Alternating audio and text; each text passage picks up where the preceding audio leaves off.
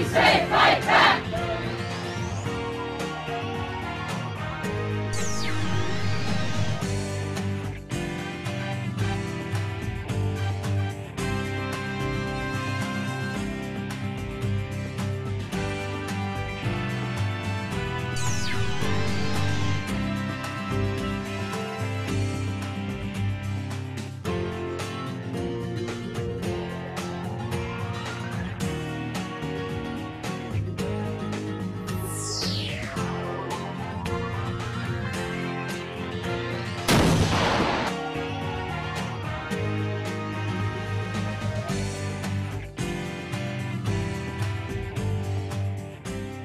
All over the country, everybody's asking for money. You hit a website that's like, please support us, or please subscribe to us.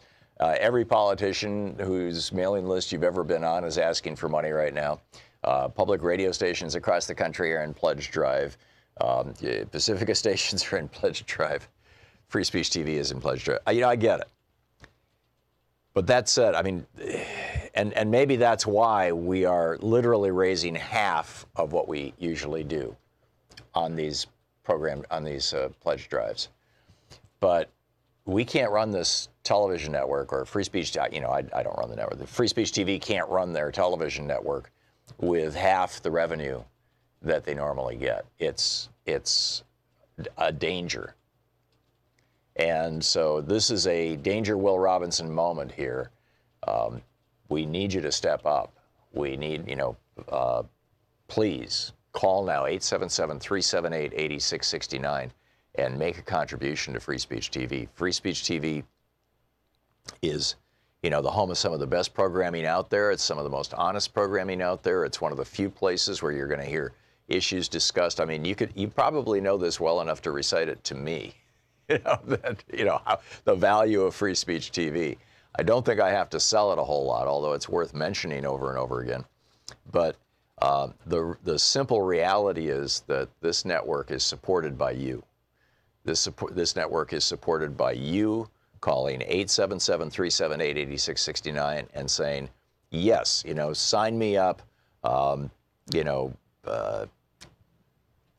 a month for a year or whatever it may be, $20 a month.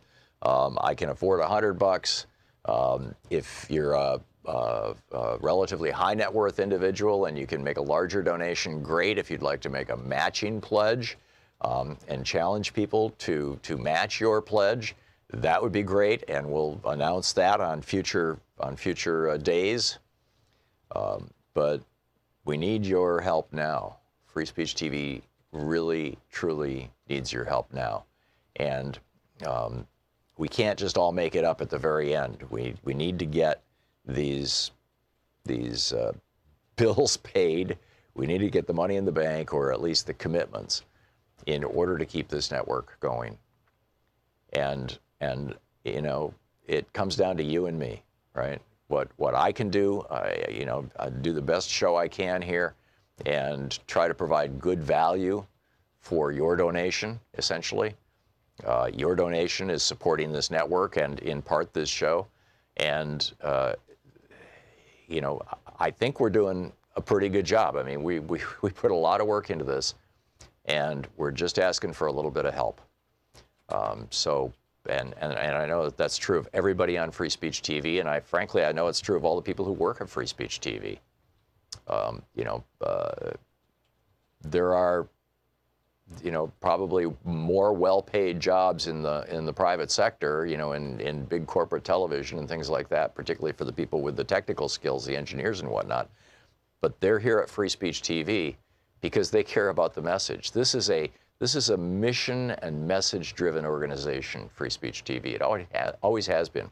Back from the days when John Stout and John Schwartz started this thing, all the way up to today, this television network has been about,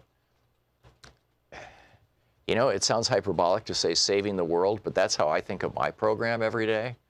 Essentially, my thought every day is, how can we best save the world? How can we improve not just the quality of our individual lives, but, increase the survival of life on this planet?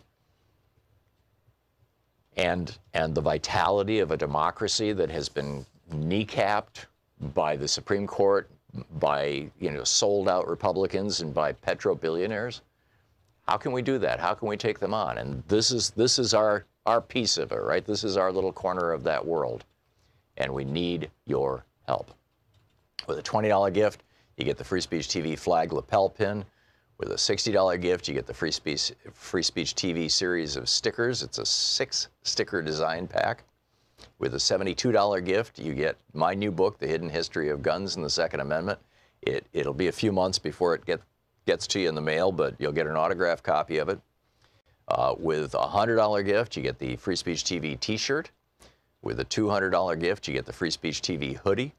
With a $360 gift, you get everything I just mentioned, from the stickers to the pin to the book to the t-shirt to the hoodie. And with a $500 gift, Louise and I are putting together a webinar. We did one on NLP for our last fund drive, and we had a number of people who showed up, and they seemed to really like it. And I think it's really good, solid information. This webinar, in these troubled, trumped times, basically, this is how to get control of and heal from fear, anxiety, and trauma using deep psychological techniques that go back to the 1700s and more modern strategies developed by people like Milton Erickson and Richard Bandler. Dealing with pains in the past and fears about the future, resolving trauma, letting go of the triggers in our lives, strategies, techniques, essentially self-help. And with a $1,000 gift, come to Portland and hang out with us. 877-378-8669. Thank you. Hey, over at ThomHartmann.com, we've got some really cool stuff. A lot of people don't realize that we produce a daily newsletter, and Sue puts we call it Sue's Daily Stack on there, which is literally a link to every story that I've talked about in the show. So all the research is right there. It's free. We don't share or sell our subscriber list. It's there's just it's there. It's there for you. And it's over at ThomHartmann.com. You can sign up for the free newsletter.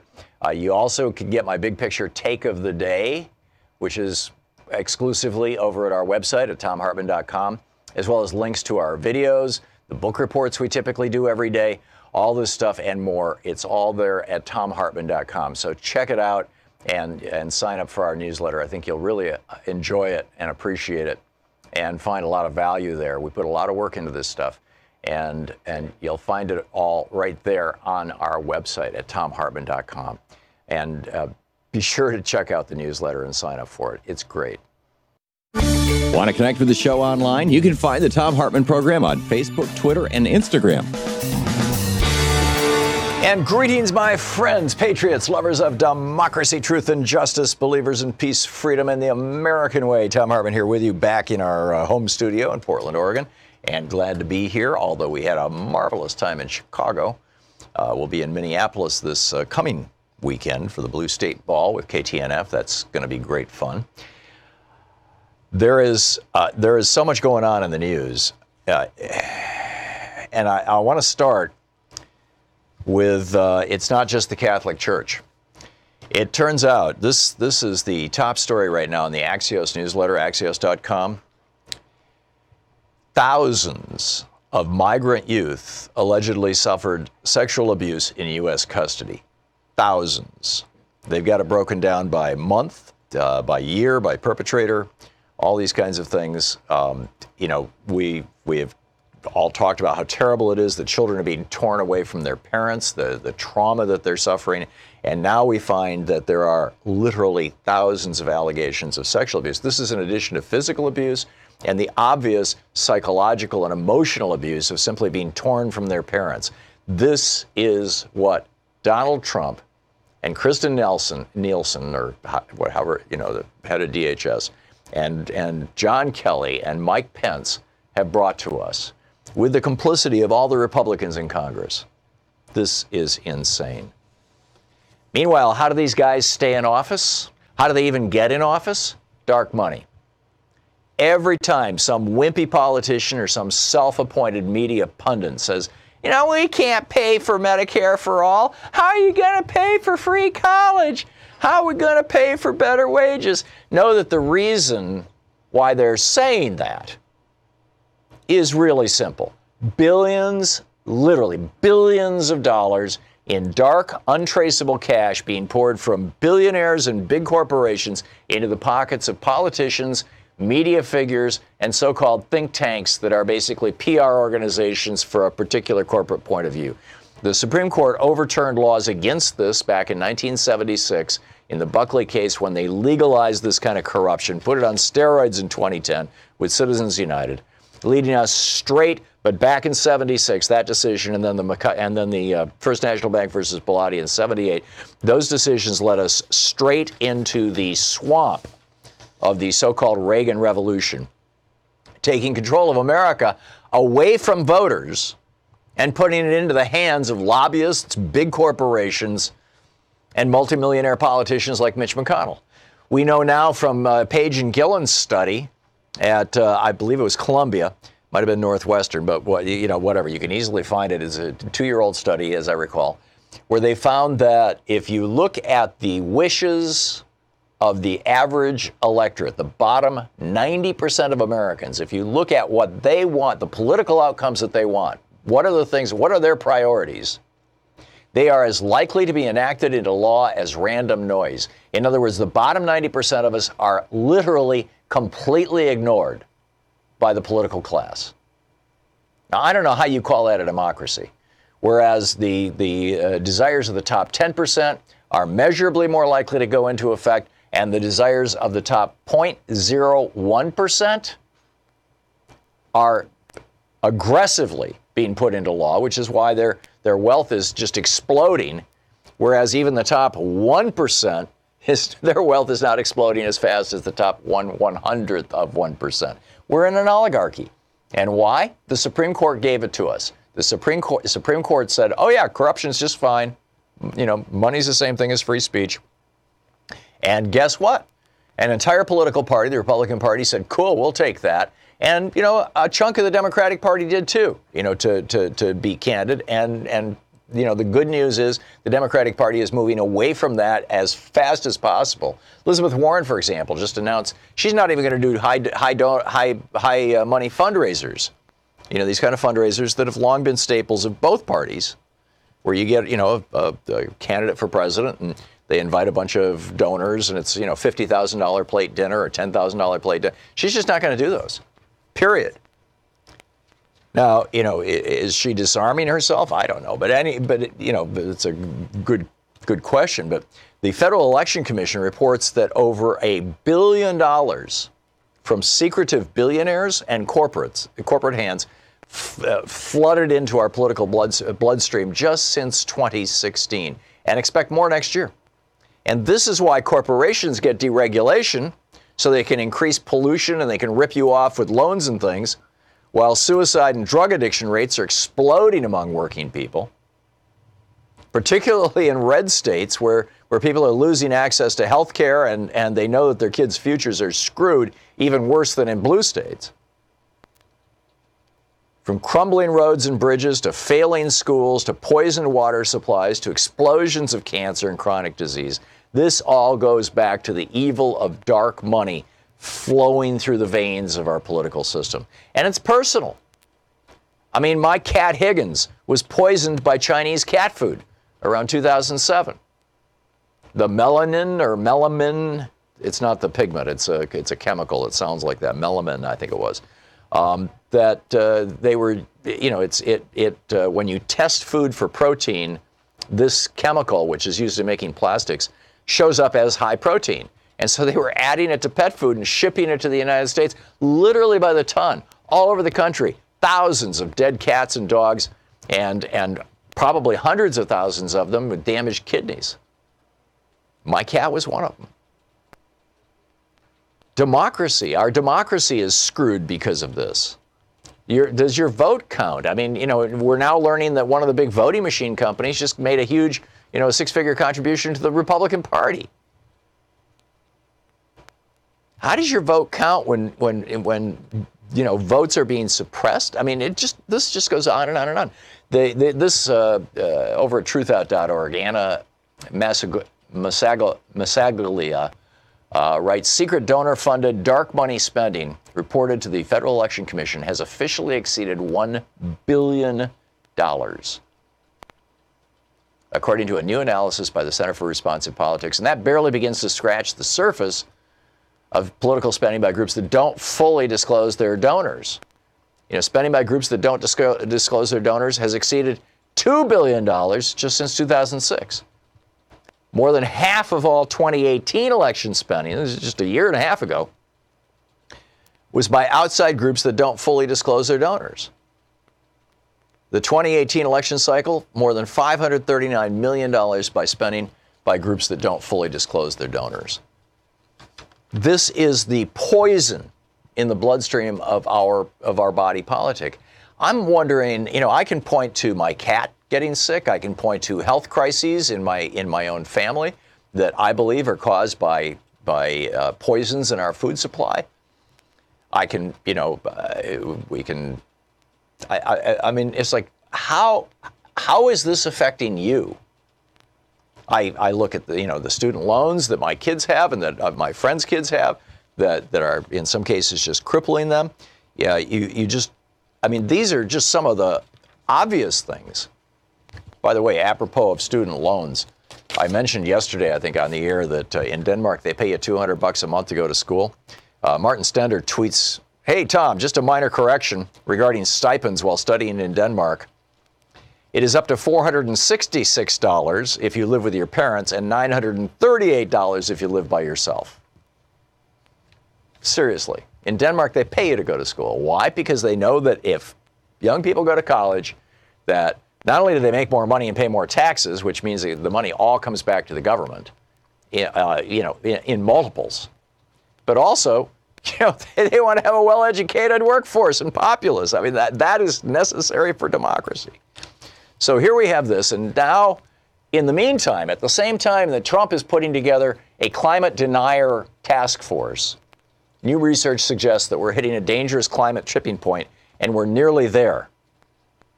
And this is where the atmosphere warms to the point where what are called stratocumulus clouds, those really, really high clouds up there that reflect the sunlight back out into outer space, they just break up altogether because the atmosphere is warm. And when that happens, the temperature of the Earth will soar 8 degrees Celsius. That's 14 degrees Fahrenheit. And it has not been part of the climate models up to this point. Nobody's been able to figure out why in previous extinctions, sometimes in as few as a few hundred or a few thousand years, suddenly everything dies. Why? What's that sudden tipping point? They thought it was methane. Well, methane is a piece of it. But it looks like it's clouds. Brand new scientific information. And meanwhile, if you look at, here, this guy, Bill Wayrum, right? He's now at the EPA. He's the assistant administrator in charge of issues including climate change, smog, and power plants' mercury pollution. Who is he? He's a former partner of a company that was paid $8.2 million just in 2017 by 25 power companies and 6 industry trade groups, including Duke Energy, Southern Company, and AEP. The nation's biggest coal-burning power companies paid a top lobbying firm millions of dollars to fight Obama-era environmental rules, and now one of that firm's partners, this guy Bill Wayrum, is at the EPA making these decisions. Kathleen Clark, law professor at Washington University in St. Louis, says the scandal here is that this is legal. Meanwhile, who's refusing to back the Green New Deal? As we're learning this, once again, we get back to this dark money thing. The 12 senators co-sponsoring the Green New Deal have accepted about $1 million from people who work in coal, oil, gas industries. Okay, $1 million. The 88 senators who said, no, we're not going to support the Green New Deal, they have taken in close to $59 million, about $670,000 per person opposed to the Green New Deal, 7 times what the average sponsor took in. I mean, this is how bad it is. Meanwhile, Donald Trump just sent out the most amazing lying, and I don't know any other word for it than that, the most amazing lying email to Fred. I'll tell you about that after the break. It's mind-boggling. So how have you been affected by corporate corruption or by the loss of democracy? Or by, this is why Americans don't have health care. It's why we have medical bankruptcies in this country. $600,000 a year, and no other developed country in the world has any? This is the Thom Hartmann Program. It's why our schools are crumbling. It's why our roads are filled with potholes. You know, how is this affecting you?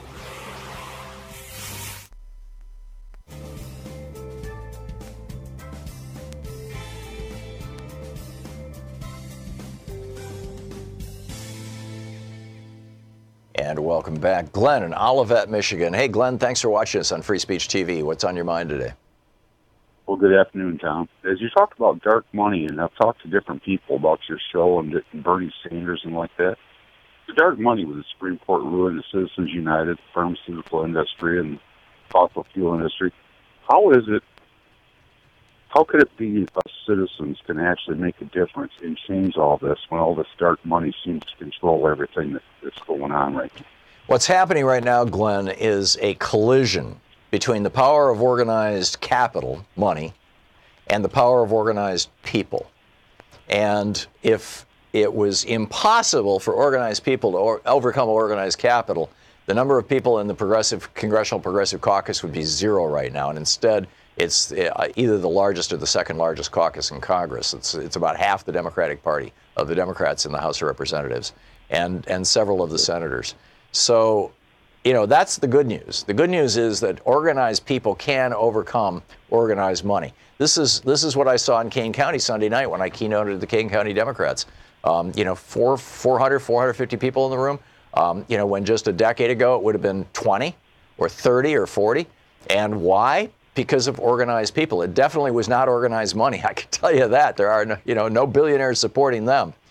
But this is what we have to do. We really have no alternative. I mean, we don't have access to billions of dollars. There are no corporations that are going to fund progressive causes because, they don't benefit corporate America. I mean, ultimately they do because they create a vibrant middle class that buys products from corporate America. But corporate America doesn't think in those terms. They think about, what's our profit quarter to quarter so that we can jack up our bonuses and pay. And so, it's got to be us. And I don't mean that in the blame the victim way, like, if you don't, drive an electric car, you're contributing to, global warming, blood. I mean, there is a reality to always trying to, conduct yourself in a way that's better in the life, in the world, living light more lightly, walking more lightly on the earth. But the big issue here is politics. I mean, this is where policy is made. It's, the $300 billion a year that we give to the fossil fuel industry every year in subsidies. That's done at the political level. And the political level is amenable to elections. It just requires us to show up. Am I making sense, Glenn? Well, you are. I'm just kind of curious. Do you think it's actually going to take a peaceful revolution to make this happen? That's exactly what it's going to take, and that's why Bernie named his group Our Revolution. Not that I'm trying to run ads for Bernie here. Kamala Harris, right. Cory Booker, Elizabeth Warren, Tulsi Gabbard. Amy Klobuchar. There's a bunch of Democrats out there who I think are all probably just as horrified as I am about this situation, and who are more than willing to take on the Republicans and many of these industries. But it's all about us. But Bernie is the one who coined the phrase a revolution, and therefore our revolution actually is the group that came out of his 2016 campaign. But yeah, that's what it's going to take. It's going to take a revolution. And the right is using that language right now, revolution. And actually the language that they're using is civil war. And the left is using the language of revolution. I think revolution is a hell of a lot better than civil war. Glenn, thanks for the call. Great question. We'll be back. It's 22 minutes past the hour here on the Thom Hartmann Program. Stick around.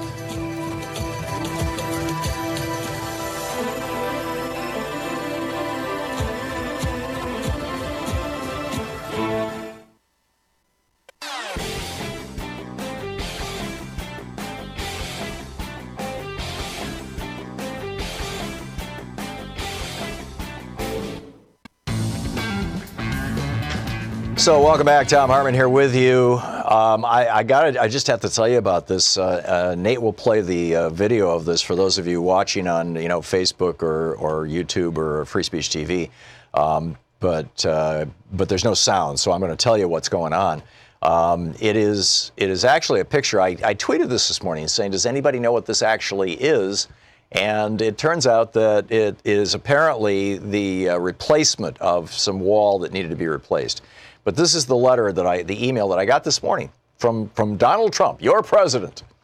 Dear Fred, since the day I announced my presidential run, the mainstream media has told the American people that the wall would never be built. In 2016, Barack Obama mocked the idea of building the wall and said, good luck with that. And now Nancy Pelosi and her liberal con artists are doing everything they can to obstruct the completion of the wall. Well, I have breaking news for them all. The wall is under construction right now, and it is beautiful.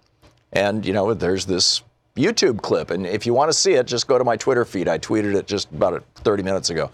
We're so close to finishing our ambitious goal of raising... Now catch how deceptive this sounds. It sounds like he's asking you to make a contribution to build the wall, right? Just listen to this. Listen to the language. We're so close to reaching our ambitious goal of raising $2 million to make a statement to Democrats to finish the wall.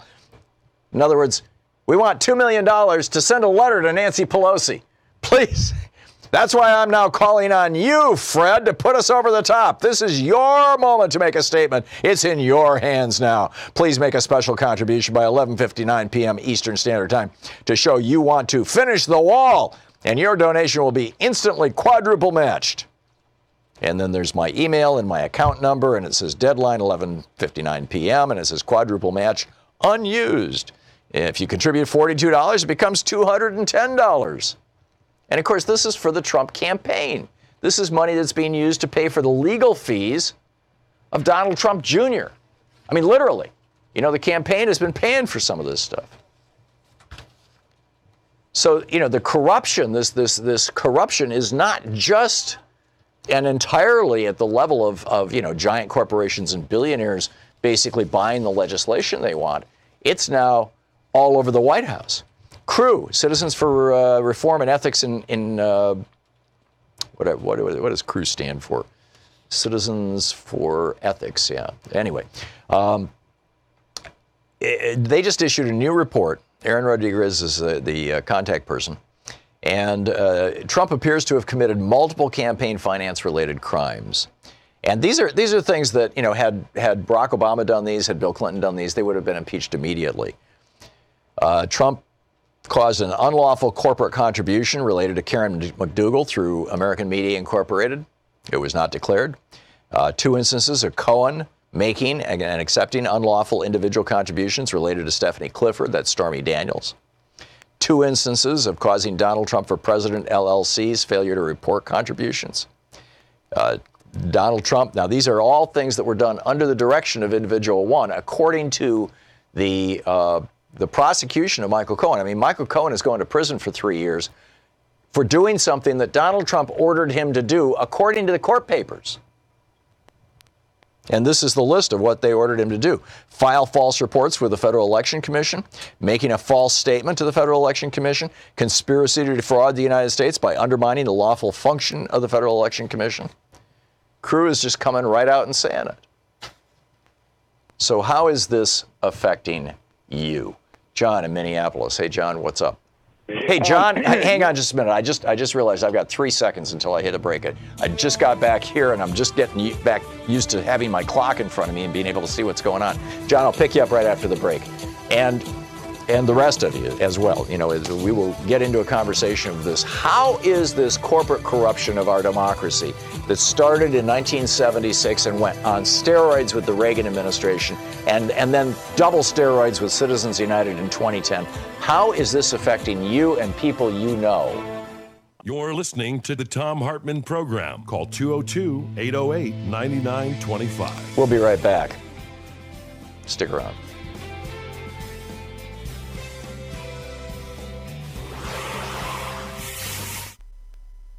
All over the country, everybody's asking for money. You hit a website that's like, please support us or please subscribe to us.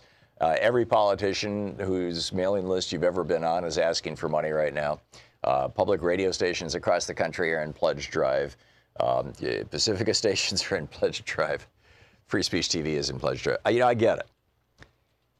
But that said, I mean, And maybe that's why we are literally raising half of what we usually do on these pledge drives. But we can't run this television network or Free Speech. I don't run the network. The Free Speech TV can't run their television network with half the revenue that they normally get. It's a danger. And so this is a danger Will Robinson moment here. We need you to step up.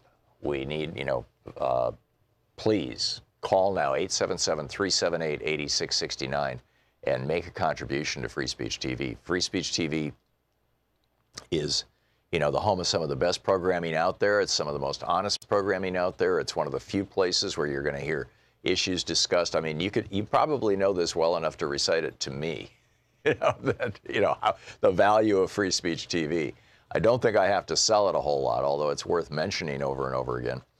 But the simple reality is that this network is supported by you. This network is supported by you calling 877-378-8669 and saying, yes, sign me up, $10 a month for a year or whatever it may be, $20 a month. I can afford $100.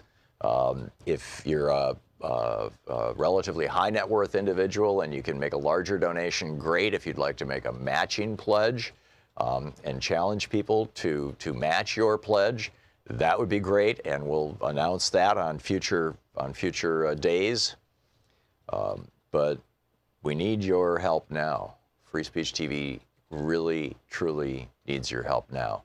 And we can't just all make it up at the very end. We need to get these bills paid. We need to get the money in the bank, or at least the commitments, in order to keep this network going. And it comes down to you and me, right? What I can do, I do the best show I can here and try to provide good value for your donation, essentially. Your donation is supporting this network and, in part, this show. And, I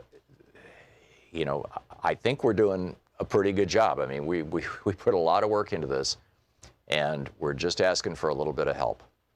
And I know that's true of everybody on Free Speech TV, and I know it's true of all the people who work at Free Speech TV. There are, probably more well-paid jobs in the private sector, in big corporate television and things like that, particularly for the people with the technical skills, the engineers and whatnot. But they're here at Free Speech TV because they care about the message. This is a mission and message-driven organization, Free Speech TV. It always has been. Back from the days when John Stout and John Schwartz started this thing, all the way up to today, this television network has been about, it sounds hyperbolic to say saving the world, but that's how I think of my program every day. Essentially, my thought every day is, how can we best save the world? How can we improve not just the quality of our individual lives, but, increase the survival of life on this planet? And the vitality of a democracy that has been kneecapped by the Supreme Court, by sold out Republicans, and by petro-billionaires. How can we do that? How can we take them on? And this is our piece of it, right? This is our little corner of that world, and we need your help. With a $20 gift, you get the Free Speech TV flag lapel pin. With a $60 gift, you get the Free Speech TV series of stickers. It's a 6-sticker design pack. With a $72 gift, you get my new book, The Hidden History of Guns and the Second Amendment. It'll be a few months before it gets to you in the mail, but you'll get an autographed copy of it. With a $100 gift, you get the Free Speech TV t-shirt. With a $200 gift, you get the Free Speech TV hoodie. With a $360 gift, you get everything I just mentioned, from the stickers to the pin to the book to the t-shirt to the hoodie. And with a $500 gift, Louise and I are putting together a webinar. We did one on NLP for our last fund drive, and we had a number of people who showed up, and they seemed to really like it. And I think it's really good, solid information. This webinar in these troubled, trumped times, basically, this is how to get control of and heal from fear, anxiety, and trauma using deep psychological techniques that go back to the 1700s and more modern strategies developed by people like Milton Erickson and Richard Bandler. Dealing with pains from the past and fears about the future, resolving trauma, letting go of the triggers in our lives, strategies, techniques, essentially self-help. And with a $1,000 gift, come to Portland and hang out with us. 877-378-8669. Thank you. One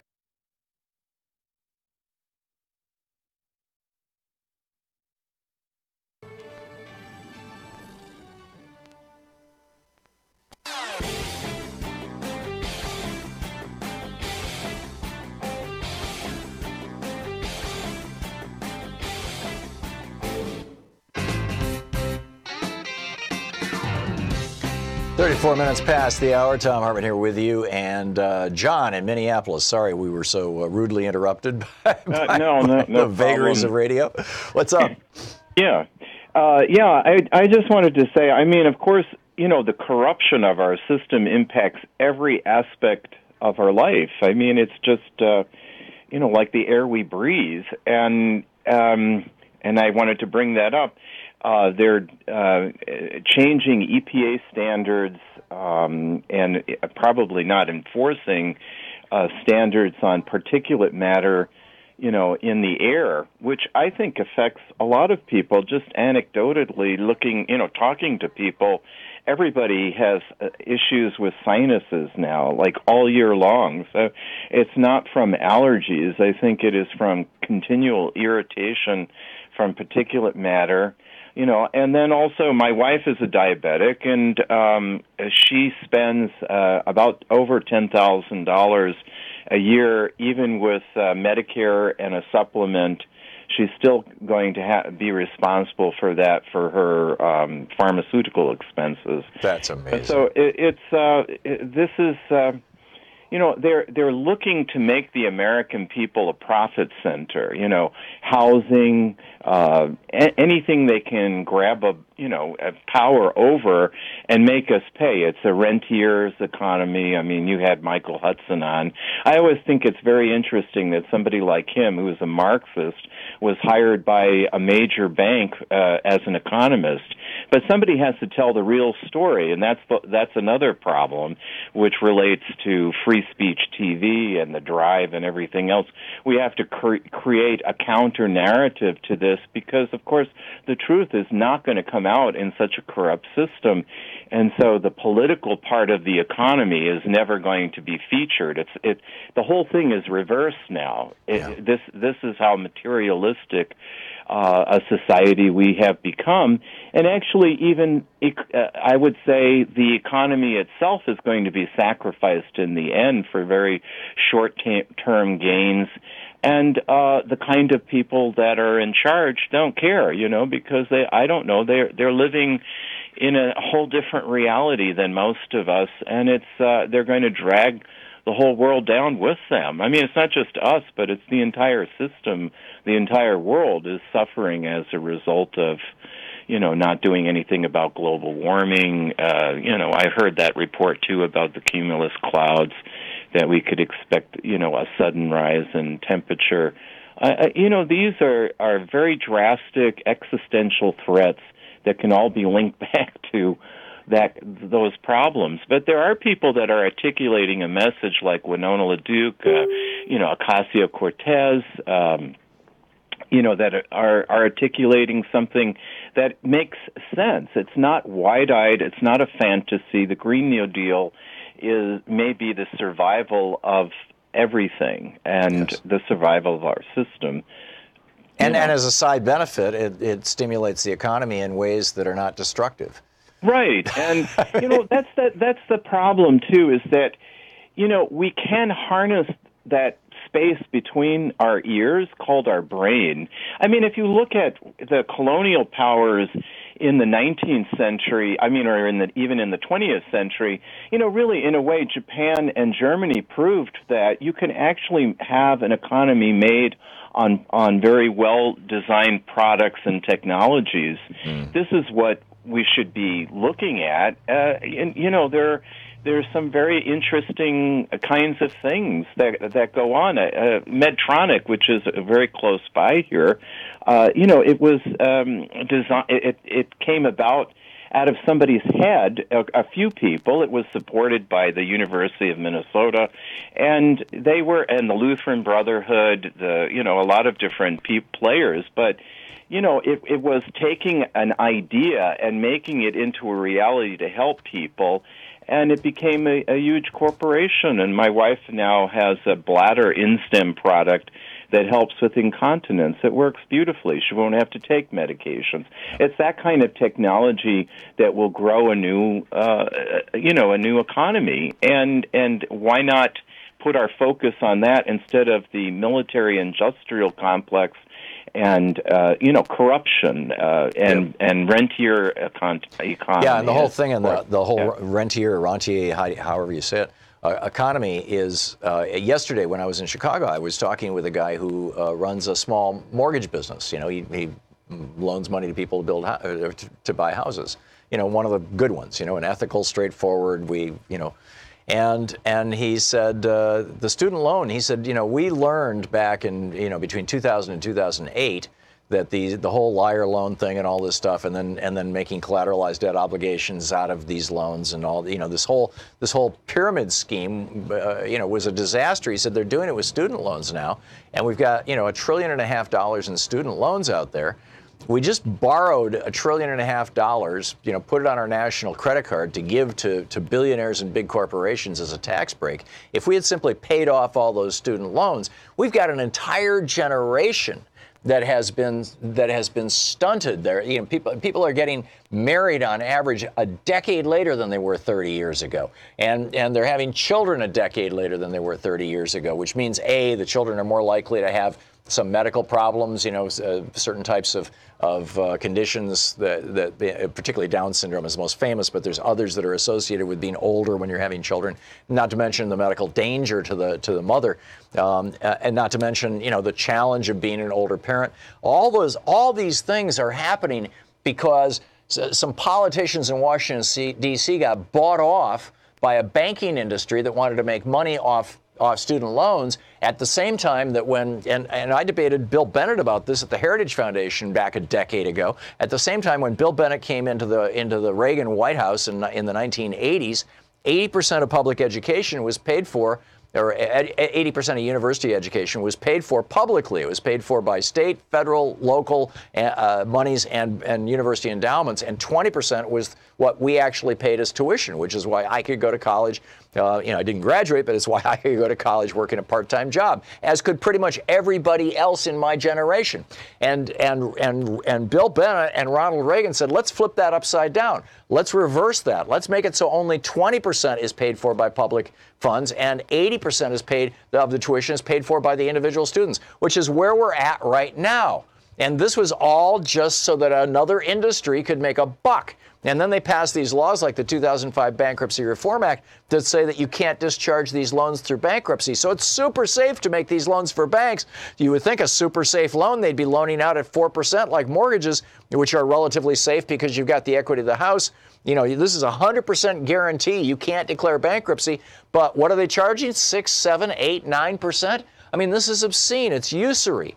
And if we can borrow $1.5 trillion from our children to give to billionaires, we could borrow $1.5 trillion and pay off every student loan in the country, and put a generation back into the workforce. And it's just but this is another cost of corruption. John, great list. Thank you very much, and thanks for teeing up my rant.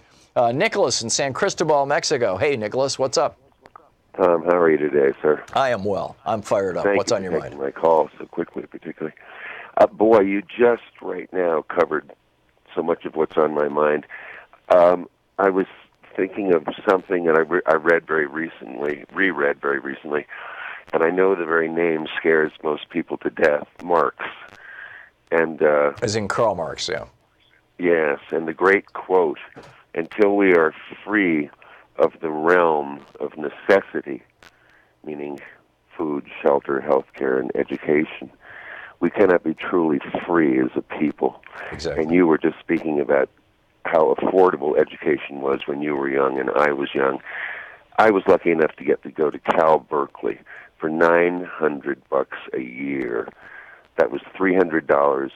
We were on the trimester system, so $900 for a full year at Cal Berkeley. Yeah. You No, know, I remember. And it just so saddens me, you know, that so few people now are able to take advantage of things like that because they just don't exist anymore. And that leads to the undereducation and misinformation of so many people that leads to people like Donald Trump. Yeah. And that affects us all daily. Yeah. Throughout our entire life. And then he lies through his teeth at us and even sends out lying video to his his poor, pathetic followers. Living in the Fox News bubble, saying we need $2 million immediately to tell the Democrats to pay for the wall that Mexico is supposed to pay for. Wait a minute, you mean do you need $2 million to tell the Democrats? Yeah, I hadn't seen that video you posted just a bit ago. It's just appalling. It's insane. I mean, just the whole thing is insane. And you should see the fundraising letter that goes with it. I mean, you don't get it unless you give $5 to the Trump campaign. And I'm not even sure they'll take $5 anymore. It looks like they're requiring a minimum of $42. I got in, when he was first running for president. Don't buy you much no more. Yeah, there you go. There you go. Except that just fabulous newsletter that you're getting. Yeah. Wonderful. There you go. Must cheer you up daily, huh? Yeah. You mean you're talking about the Trump emails? Yeah, it is. Well, one of the reasons why I feel obliged to read them on the air is to let people know just, how absurd and obscene this, what's going on. I mean, Trump has literally, since the day he was inaugurated, in that period of time, he's raised over $100 million from Fox News viewers, from average people.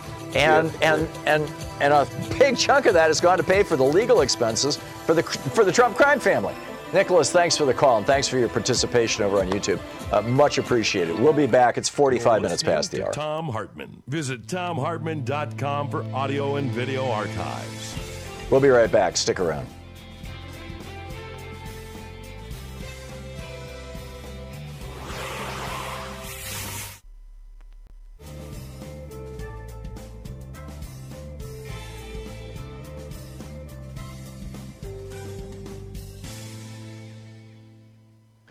And welcome back.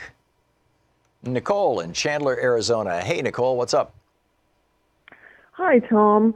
I just wanted to let you know that I am a longtime viewer on Free Speech TV, but there's one thing I wanted to disagree with you this morning, and perhaps it's not a 100% zero scenario, but you'd mentioned that so many people are getting married or into relationships decades later than a decade. I saw an article about it a couple of weeks ago, and I think that it's 8 years was the amount, but I could be wrong. It's in that neighborhood. Well, I just wanted you to know there's also a different mindset and a level of independence in women in the workforce. I didn't get married until I was 40, and that was by choice. I was running a very successful advertising agency as a principal partner. I was busy with work. I was enjoying my free time and my freedom with my friends. And I vowed that I was not going to settle until I found the right person. So that was by choice. And I think... Well, that's a good thing, Nicole. Ago, that's a very good thing. But the fact of the matter is that there are literally millions. I mean, the article I read estimated it was in the neighborhood of 8 million, as I recall. Maybe it was 7 million. Young people who have basically had to put their lives on hold. They've had to postpone the idea of having children, of certainly buying a house. You can't buy a house when you got $60,000 in student loans. Getting married even. That basically their lives are on hold compared to you and I. I mean, you made the choice that you did, and I honor that. I think it's marvelous. Louise and I got married when I was 21 and she was 19. We got married early. But the fact of the matter is that for a large cohort of the population, they don't have the luxury of making the choice of saying, I'm going to wait for the exact right person, or I think I found the right person. I'm going to get married now and start a family right away. I mean, we had a kid within a year and a half of getting married, and that I think is a tragedy. I really do. That external economic factors that don't exist in any other developed country are messing with an entire generation of young people. I agree with that, and I think my brother is actually a product of that environment because he was the first of our family to go to university in the U.S. The rest of us went to school in England and Canada, where financially things are extremely different. Yep. And to this day, he's still paying off his student loans Yeah. because everything is going to, extortionist rates are going directly to interest. Yeah, He which can't means pay off his principal. Right, which means they're going directly to a bank. I mean, banking now. John was talking about the rentier economy or rentier economy or however you say it. That is, the banking industry. This was in the New York Times newsletter a couple days ago. The one that they do on the economy every day, or every week, I guess it is. And the U.S. banking sector just turned in, I don't remember if it was annual or quarterly profits, but it was over $200 billion. My recollection is $248 billion. And the most profitable period, whether it was a quarter or a year, I'm sorry, I don't remember, it was the most profitable period in the history of banking in the United States. And that's how they're making their money. They're making their money off these student loans. They're making their money off these outrageous payday lending businesses. I mean, it's incredible. Nicole, thanks for sharing your story with us and for making that point. I would say you're the exception that proves the rule, but it's an important one, and it's an important one to acknowledge. Thank you very much for the call. It's great to hear from you. We'll be right back. It's coming up on 10 minutes before the hour.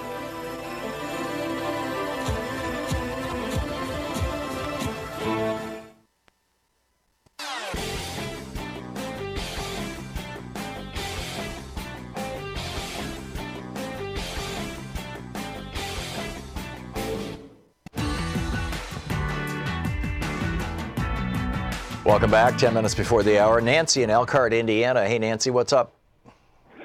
Well, I'm an example of kind of what that the people have been saying about the education in our country and the banking. Mm-hmm. Back in 1968, I have an example of the baby boomers in the state of Michigan. At that time, when education was really revered in our country, the states in Michigan had a policy where if you were anywhere handicapped, I was blind in one eye, and the states really wanted to put handicapped people through college so they could, in the future, they would not be a burden to the states. They had that concept. Well, plus the potential is not lost, That's right. And they even called my parents into the school because my parents knew nothing about it. So you qualified for essentially a scholarship as a consequence of this? Yes, and I could have had an academic scholarship, but again, they were giving scholarships at that time. But what I'm saying is, I was able to go for free tuition to a state school, and at that time, so now I'm a retired teacher, and I felt very proud that I've been able to counsel students all the way through college. I've gotten more students. But in my regards, just like you were saying, education has not become a priority, and I didn't have to worry about the banking industry. Yeah, education not only has not become not a priority, it has become a means of making money for the banking industry. That's what it is.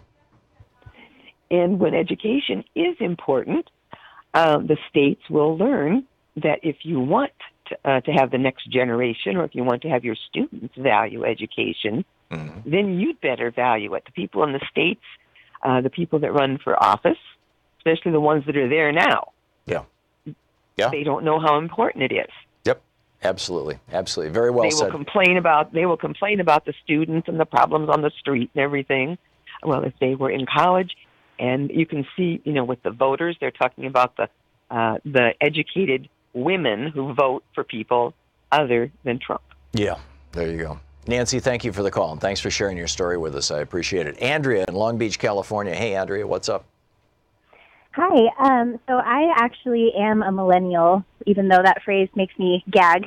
My husband and I are both millennials, and we have actually had to move all around the country just trying to find decent jobs, decent work. We moved to Southern Illinois and we're cleaning strip club bathrooms, even though he was a real estate agent in 2008. And I couldn't afford to finish school. I'm finally back in school, but they wouldn't let me get financial aid till I was 24, because you're not seen as independent till you're 24, even though my parents couldn't afford to pay. So, and I often wonder, how different our relationship would be just if we lived in the economy that we used to have. All of our issues are money.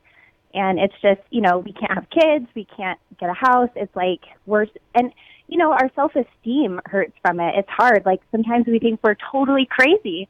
And then we have to be like, oh, no, it's the country that we live in. So, it's a huge stressor, Andrea. You're absolutely right. Yeah. Yeah. It is. I just wanted to weigh in. And then also, I feel like a lot of people watching free speech TV and stuff like this, we're watching because we're in a rough situation.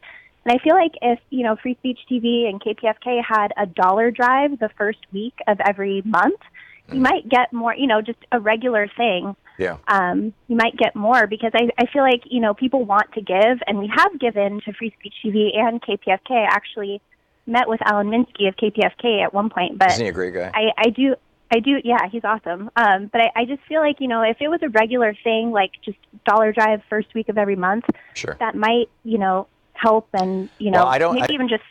Yeah, I don't know about KPFK. I know that Free Speech TV does allow people to just say, I'd like to give $10 a month forever and just ding my credit card. And I'm guessing, and I know a lot of public, Corporation for Public Broadcasting stations or NPR stations do that. I don't know if KPFK does. If they don't, they should. And you might want to check with them. But that's, there's a lot of that too. Andrea, I need to move along, but thank you for the call and thanks for sharing your story with us. It's great. Michelle in Kansas City, Missouri. Hey, Michelle, what's up? Hey, Tom. I just wanted to just put a little asterisk on your comment about student loan debt. Mm-hmm. I'll be 50 in October, and I have $77,000 worth of student loan debt. Holy cow! I'm not the only person of my age that has that debt because I went to school with these people. So I have no Social Security coming to me. I have no pension. I'm unemployed right now because I'm overeducated for everything.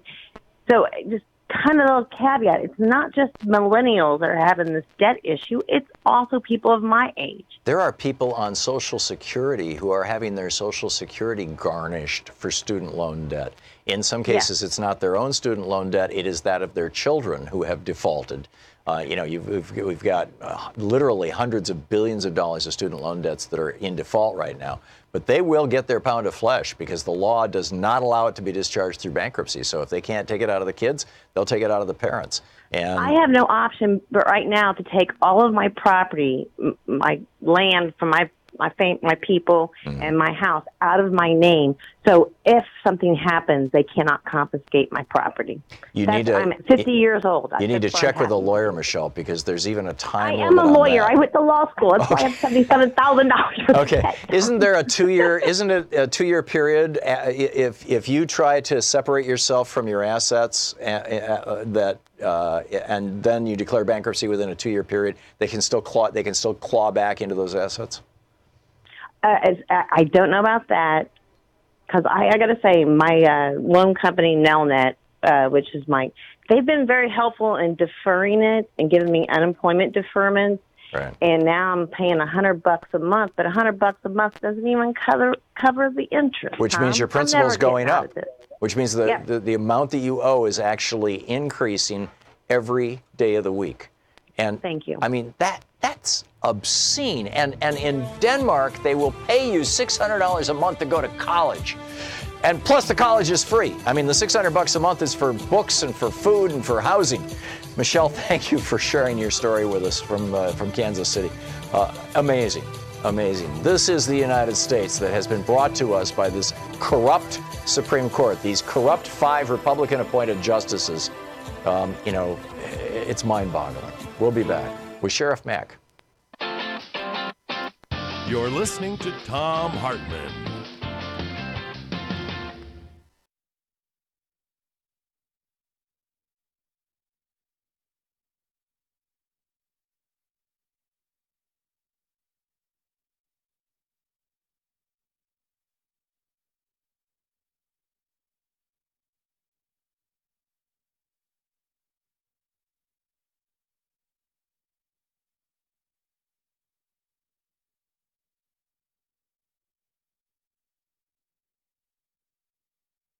Connect.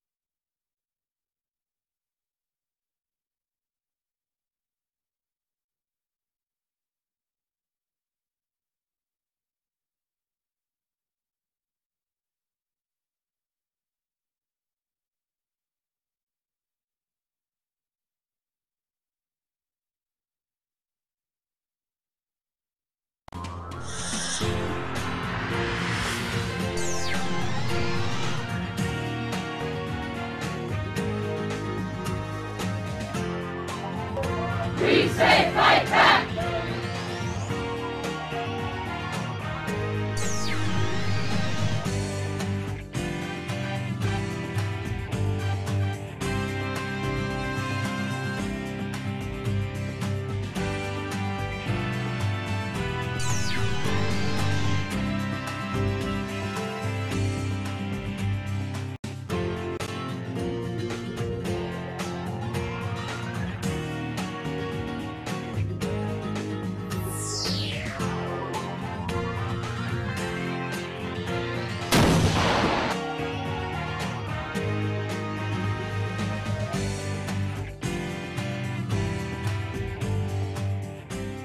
Hey, over at ThomHartmann.com, we've got some really cool stuff. A lot of people don't realize that we produce a daily newsletter, and Sue puts we call it Sue's Daily Stack on there, which is literally a link to every story that I've talked about in the show.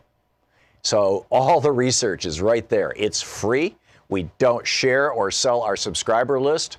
It's there's just it's there. It's there for you. And it's over at ThomHartmann.com. You can sign up for the free newsletter. You also can get my big picture take of the day, which is exclusively over at our website at ThomHartmann.com, as well as links to our videos, the book reports we typically do every day, all this stuff and more. It's all there at ThomHartmann.com. So check it out and sign up for our newsletter. I think you'll really enjoy it and appreciate it and find a lot of value there. We put a lot of work into this stuff. And you'll find it all right there on our website at ThomHartmann.com. And be sure to check out the newsletter and sign up for it. It's great. All over the country, everybody's asking for money. You hit a website that's like, please support us, or please subscribe to us. Every politician whose mailing list you've ever been on is asking for money right now. Public radio stations across the country are in pledge drive. Pacifica stations are in pledge drive. Free Speech TV is in pledge drive. I get it. But that said, I mean, and maybe that's why we are literally raising half of what we usually do on these pledge drives. But we can't run this television network or Free Speech. I don't run the network. The Free Speech TV can't run their television network with half the revenue that they normally get. It's a danger. And so this is a danger Will Robinson moment here. We need you to step up. We need, please call now, 877-378-8669, and make a contribution to Free Speech TV. Free Speech TV is, the home of some of the best programming out there. It's some of the most honest programming out there. It's one of the few places where you're going to hear issues discussed. I mean, you probably know this well enough to recite it to me. The value of Free Speech TV. I don't think I have to sell it a whole lot, although it's worth mentioning over and over again. But the simple reality is that this network is supported by you. This network is supported by you calling 877-378-8669 and saying, yes, sign me up, $10 a month for a year or whatever it may be, $20 a month. I can afford $100. If you're a relatively high net worth individual and you can make a larger donation, great. If you'd like to make a matching pledge and challenge people to match your pledge, that would be great. And we'll announce that on future days. But we need your help now. Free Speech TV really, truly needs your help now.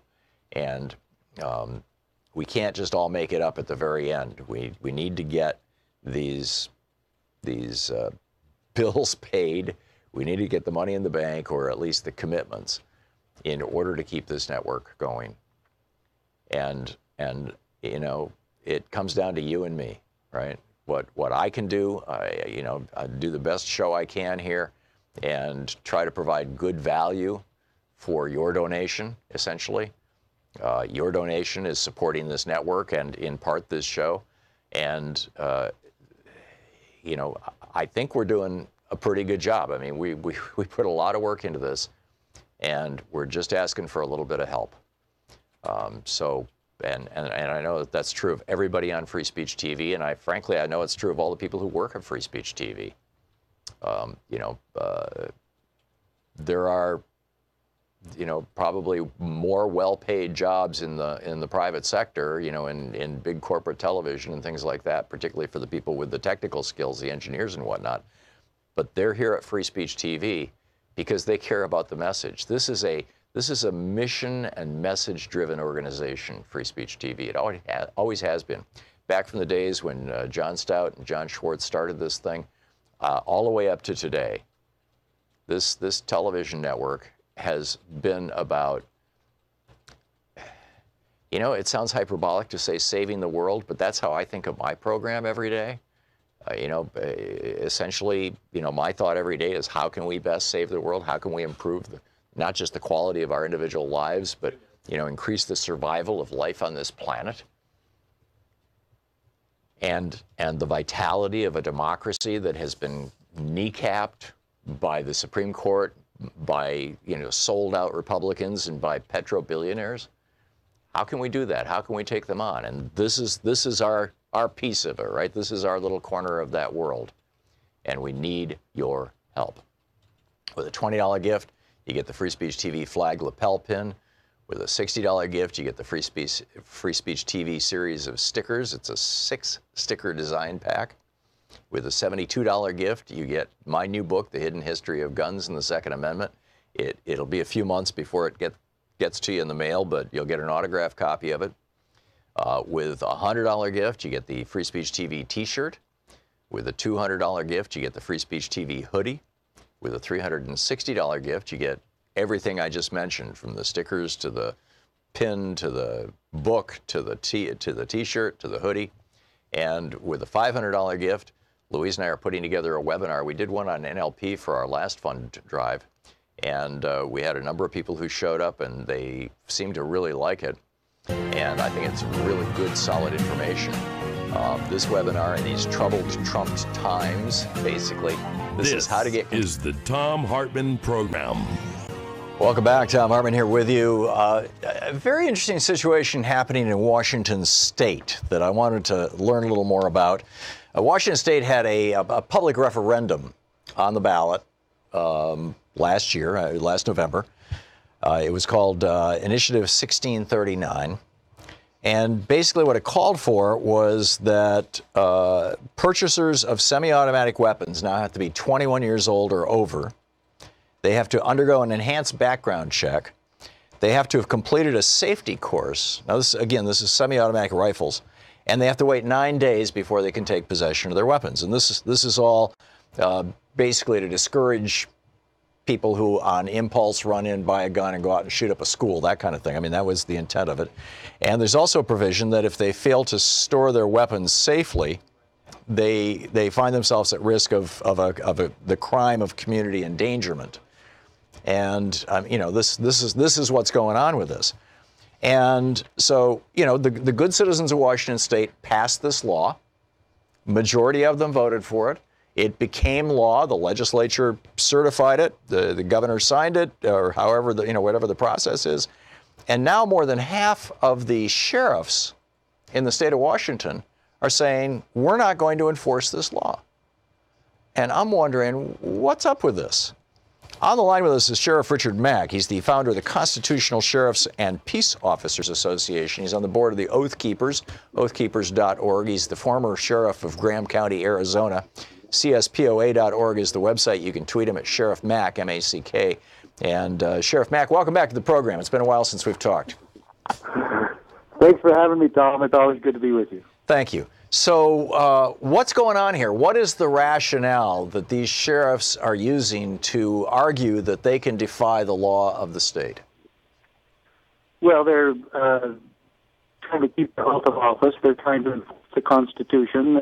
Every one of these sheriffs has sworn an oath of allegiance to the Constitution of Washington, to the Constitution of the United States, and they're trying to keep their word and their oaths. And in a democracy, they would probably be doing the wrong thing. In a constitutional republic, they're doing exactly what they promised to do. Seeing how America was never intended to be a democracy, they are doing what they're supposed to be doing, and they are adhering to the will of the people in their counties. It's really not fair for Seattle, that controls the major population of the state, to force down all the counties in the state down their throats what they believe should be what's going on. Yeah, I get the geopolitics of this. That basically the argument that's being made, particularly by some rural counties, is we didn't vote for this thing. The majority of our people certainly didn't vote for it. Seattle's this huge area, and you got a bunch of liberals there, and they voted for it, and they're the majority of the state, and therefore, and in fact, a number of counties have actually passed resolutions saying that they disagree with it, or even arguing that it shouldn't be enforced in their counties. But I don't get how this is constitutional. Is there a constitutional right to own an assault weapon without any regulation in the state of Washington's Constitution? Yeah, actually there is, Tom. And first you have to go beyond that, Tom.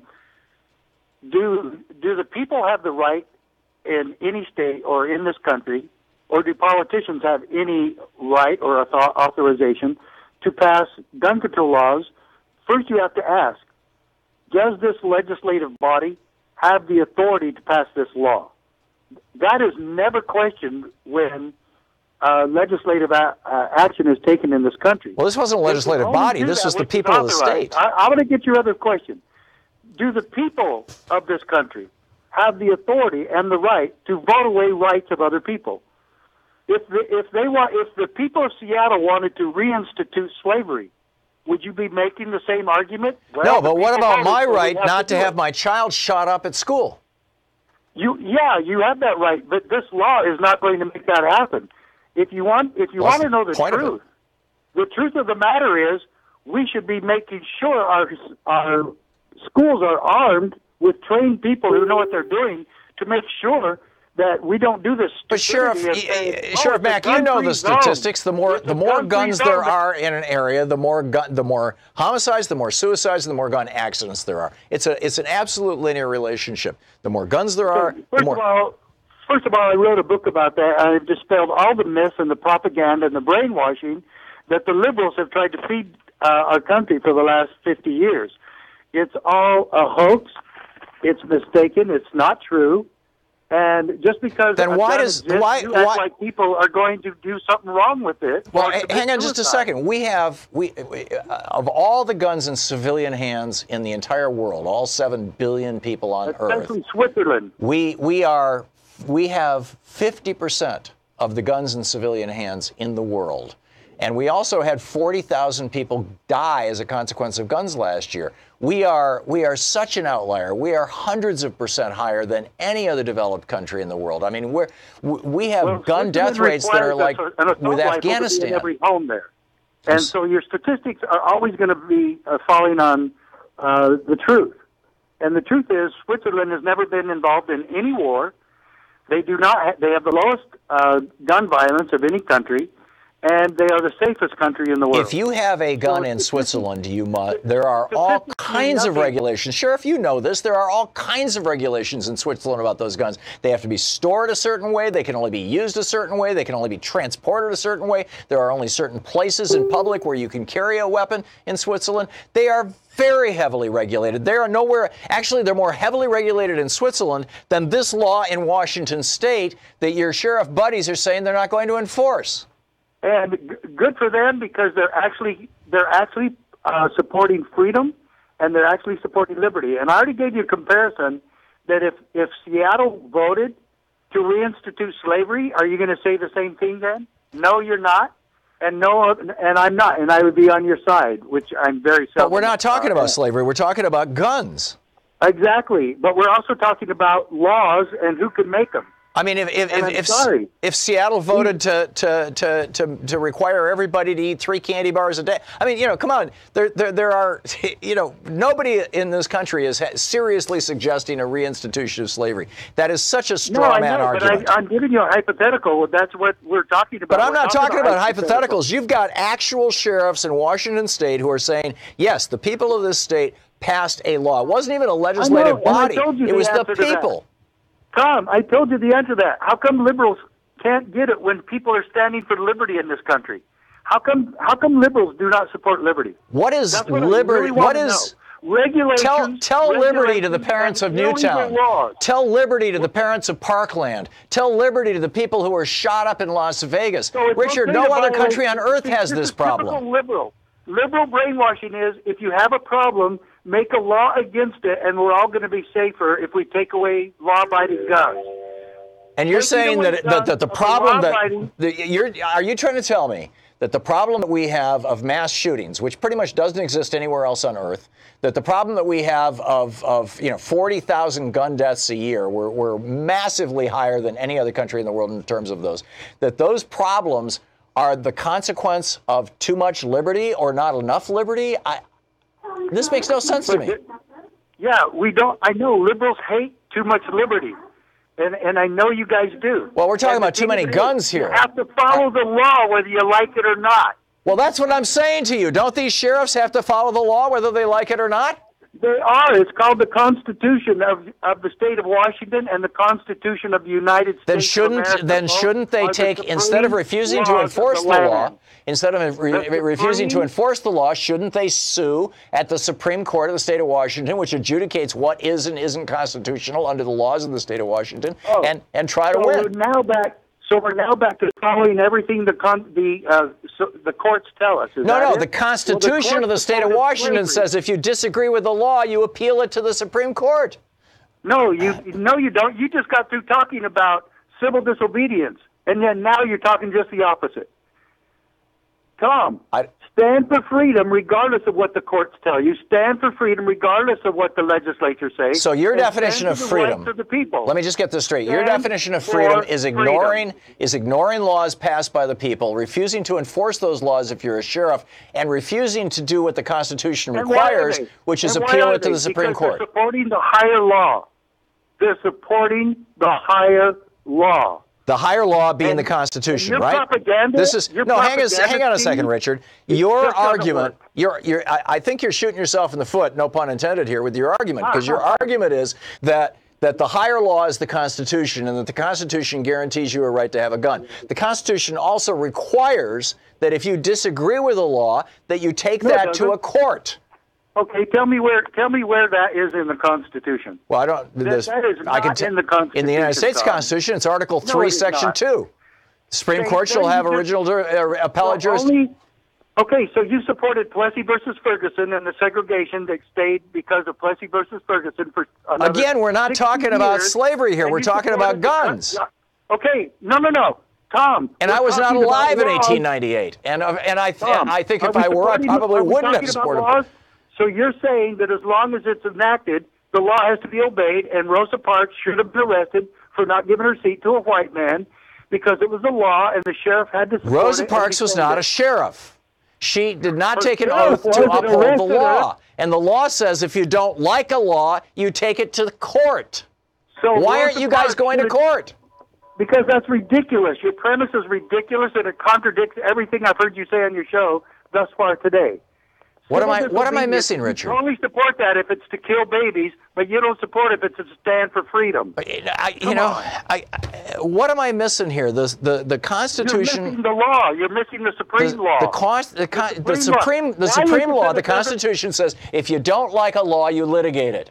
Why are these sheriffs not suing instead of simply refusing to follow their oath to do what the Constitution says? Okay, when I went to the Supreme Court, I did what you said, but the first judge said that I was forced to choose between keeping my oath to the Constitution or obeying the Act. I'm telling you that when these sheriffs in Washington were forced to make that decision, they did the right and honorable thing, and they stood for individual liberty and the rights of the people they work for. They don't work for Seattle people. They work for the people in their county. They did the right thing. They did exactly what we teach people to do. Stand for liberty first. Okay, Richard, we're out of time here. You have the last word. Sheriff Richard Mack, the founder of the Constitutional Sheriffs and Peace Officers Association, Board of Directors of Oath Keepers, oathkeepers.org, cspoa.org, and you can tweet him at Sheriff Mack. Thank you, Sheriff Mack. Thanks, Tom. See you soon. This is the Thom Hartmann Program. Fascinating. All these sheriffs in Washington State literally refusing to enforce the law passed by the people.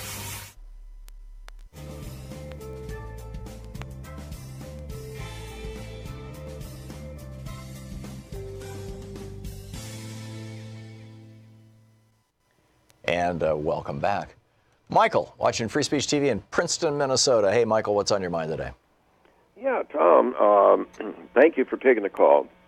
That was a good debate, by the way. Thank you. You won. Well, I'm sure Richard thought he did. Richard, I've talked before about conservatives who are hustlers versus conservatives who really believe what they're saying. I've known Richard Mack for a number of years. He really believes what he's saying. I think he's wrong. But, you know, it's occasionally refreshing to actually have a good fight with somebody where on both sides the person actually believes what they're saying. I think it's a good thing. The reason I called was I know we got some groups that want to overturn the Buckley and Citizens United. Yeah. And my understanding is that if we don't have the presidency, we need 2/3 in each house. You have to have 2/3 in each house and 3/4 of the states to pass a constitutional amendment. The president is not involved in the process. Okay, yeah. And to make it non-repealable, we would have to go to a constitutional amendment. That's what I'm talking about. Yeah. That's what I'm talking about, to amend the Constitution. Because if they overturn it now, the next time Republicans come in, they can turn around and just repeal it. That's correct. Am I correct? That's absolutely right. Okay. A friend of mine asked me, and I wanted to make sure I got it right. Yeah, no, it's, Congress could pass a law that contained a provision called court stripping that said that the Supreme Court, under Article 2, Section 2 of the Constitution, can't rule on whether or not, they can't strike down the law, basically. Congress can do that. It hasn't been done in a way that was at all contentious ever in the history of the United States. It's one of those break glass in case of emergency kind of situations, court stripping is. But I think really the way to do it is what you and I were talking about a minute ago, Michael, which is you pass a constitutional amendment, it gets introduced. And by the way, constitutional amendments to roll back Citizens United, to say that corporations are not people and money is not speech, have been introduced into Congress, into the United States Senate, and into the House of Representatives numerous times. They have not gotten they have not hit that 2/3 threshold in order to get out of Congress so that they could be sent to the states. And then, of course, it would take 3/4 of the states to ratify them. Oh, that's a tough one. It is. That's why the Constitution, there have been over 27, there have been over 30,000 constitutional amendments proposed in Congress since the founding of the Republic, and only 27 of them, I believe, have been made into law, have actually, been made into amendments to the Constitution. One of them, the one about congressional salaries and things, was introduced in 1791, and it was finally made law just a few decades ago. Another one, though, the one that, to lower the voting age to 18, that was introduced in March of that year, and it was ratified in August. So it is possible to get something done in just a few months, even something as complex and difficult as a constitutional amendment. But it requires massive public support. That was during the Vietnam War. As I recall, it was 1971 that happened. And, that's really what it takes. And I think, frankly, we're damn close to massive public support for overturning Citizens United and doing it via that constitutional route. I believe so, too. I hope we get it done. Yeah. Yeah. Thank you for clarifying that. You're welcome. And thanks for the call, Michael. Good talking to you. And thanks for watching Free Speech TV. It's 22.5 minutes past the hour. We'll be back with more of your calls and the news of the day in just a moment. Stick around.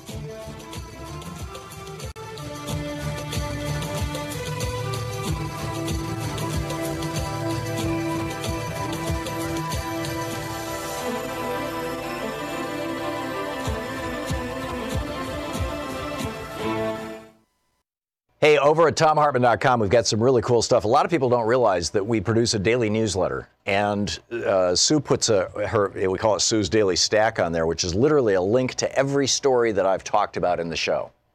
So all the research is right there. It's free. We don't share or sell our subscriber list. It's there's just it's there. It's there for you.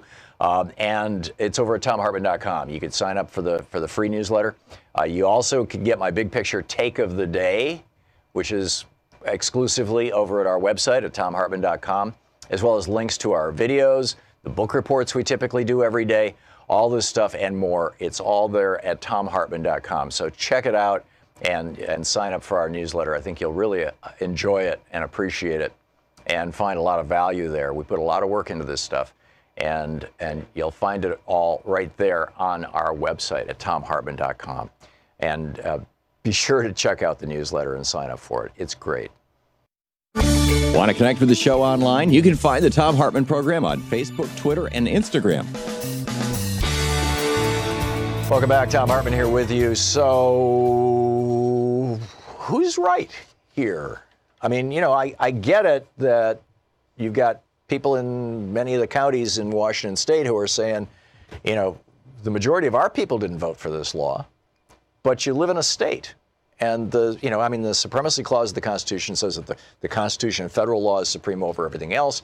There's typically, I haven't read the Washington State Constitution, but typically there's an analog of that in every other state's constitution that says that the Constitution of that state is the supreme law of the land, and that the laws that are passed by the people by referendum or by the legislature through the appropriate legislative process are also the law of the land, and that not just sheriffs, but all law enforcement officers are sworn to uphold the law.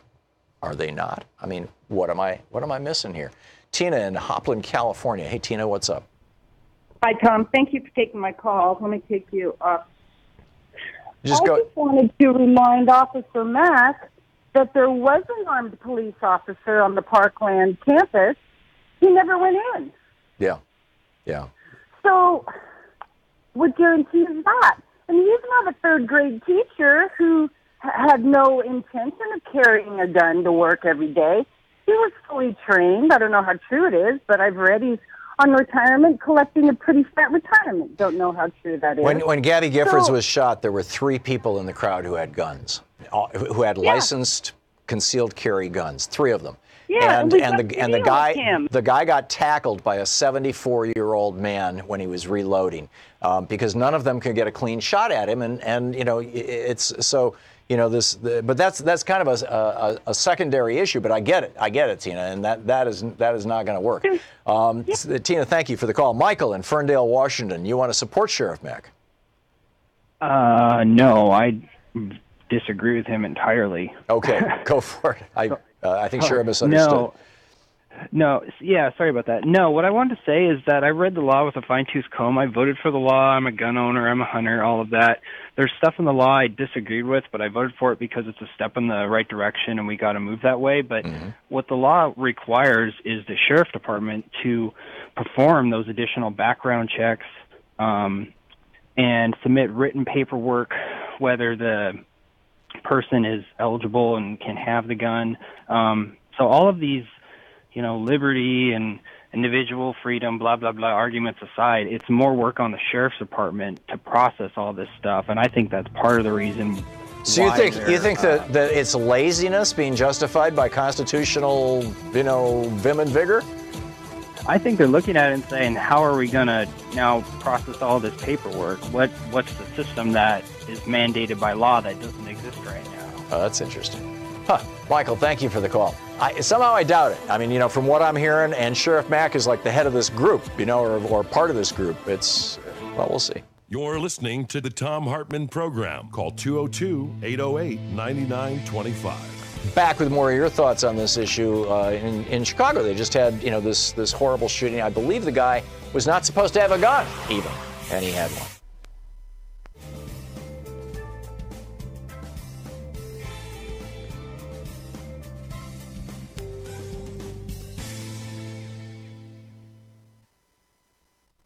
All over the country, everybody's asking for money. You hit a website that's like, please support us or please subscribe to us. Every politician whose mailing list you've ever been on is asking for money right now. Public radio stations across the country are in pledge drive. Pacifica Station drive. Free Speech TV is in pledge drive. I get it. But that said, I mean, and maybe that's why we are literally raising half of what we usually do on these pledge drives. But we can't run this television network or Free Speech. I don't run the network. The Free Speech TV can't run their television network with half the revenue that they normally get. It's a danger. And so this is a danger Will Robinson moment here. We need you to step up. We need, please call now, 877-378-8669, and make a contribution to Free Speech TV. Free Speech TV is, the home of some of the best programming out there. It's some of the most honest programming out there. It's one of the few places where you're going to hear issues discussed. I mean, you probably know this well enough to recite it to me. How, the value of Free Speech TV. I don't think I have to sell it a whole lot, although it's worth mentioning over and over again. But the simple reality is that this network is supported by you. This network is supported by you calling 877-378-8669 and saying, yes, sign me up, $10 a month for a year or whatever it may be, $20 a month. I can afford $100. If you're a relatively high net worth individual and you can make a larger donation, great. If you'd like to make a matching pledge and challenge people to match your pledge, that would be great. And we'll announce that on future days. But we need your help now. Free Speech TV really, truly needs your help now.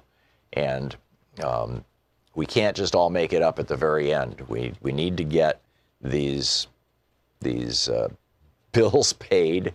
We need to get the money in the bank, or at least the commitments, in order to keep this network going. And it comes down to you and me, right? What I can do, I do the best show I can here and try to provide good value for your donation, essentially. Your donation is supporting this network and, in part, this show. And, I think we're doing a pretty good job. I mean, we put a lot of work into this, and we're just asking for a little bit of help.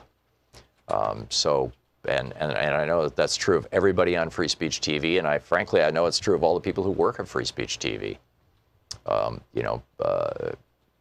There are, probably more well-paid jobs in the private sector, in big corporate television and things like that, particularly for the people with the technical skills, the engineers and whatnot. But they're here at Free Speech TV because they care about the message. This is a mission and message-driven organization, Free Speech TV. It always has been. Back from the days when John Stout and John Schwartz started this thing, all the way up to today, this television network has been about, it sounds hyperbolic to say saving the world, but that's how I think of my program every day. Essentially, my thought every day is, how can we best save the world? How can we improve not just the quality of our individual lives, but, increase the survival of life on this planet? And the vitality of a democracy that has been kneecapped by the Supreme Court, by sold out Republicans, and by petro-billionaires. How can we do that? How can we take them on? And this is our piece of it, right? This is our little corner of that world, and we need your help. With a $20 gift, you get the Free Speech TV flag lapel pin. With a $60 gift, you get the Free Speech TV series of stickers. It's a 6-sticker design pack. With a $72 gift, you get my new book, The Hidden History of Guns and the Second Amendment. It'll be a few months before it gets to you in the mail, but you'll get an autographed copy of it. With a $100 gift, you get the Free Speech TV t-shirt. With a $200 gift, you get the Free Speech TV hoodie. With a $360 gift, you get everything I just mentioned, from the stickers to the pin to the book to the T-shirt to the hoodie. And with a $500 gift, Louise and I are putting together a webinar. We did one on NLP for our last fund drive, and we had a number of people who showed up, and they seemed to really like it. And I think it's really good, solid information. This webinar, in these troubled, trumped times, basically, this is how to get control of and heal from fear, anxiety, and trauma using deep psychological techniques that go back to the 1700s and more modern strategies developed by people like Milton Erickson and Richard Bandler. Dealing with pains from the past and fears about the future, resolving trauma, letting go of the triggers in our lives, strategies, techniques, essentially self-help. And with a $1,000 gift, come to Portland and hang out with us. 877-378-8669. Thank you. Want to connect with the show online? You can find the Thom Hartmann Program on Facebook, Twitter, and Instagram.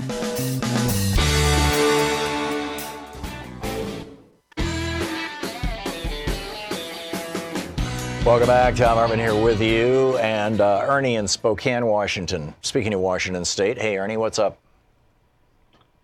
Hi, Tom. Yes, the sheriff you talked to, I don't agree with his take on it at all, and others don't either. There's a Superior Court judge who's retired that wrote an excellent letter to the Spokesman Review this last week, and he just basically said that they take an oath of office to uphold the law of the state, and the county sheriffs that are doing this are just off base. And this is all located in eastern Washington, and all these counties are very right-wing, except for Spokane County, which is a major city, of course, so that's the difference. Right. And we had a excellent candidate for our representative from this area last fall, and at the last minute there was a bunch of money dumped in there, and our Republican representative was reelected. But I think by trying to make this gun issue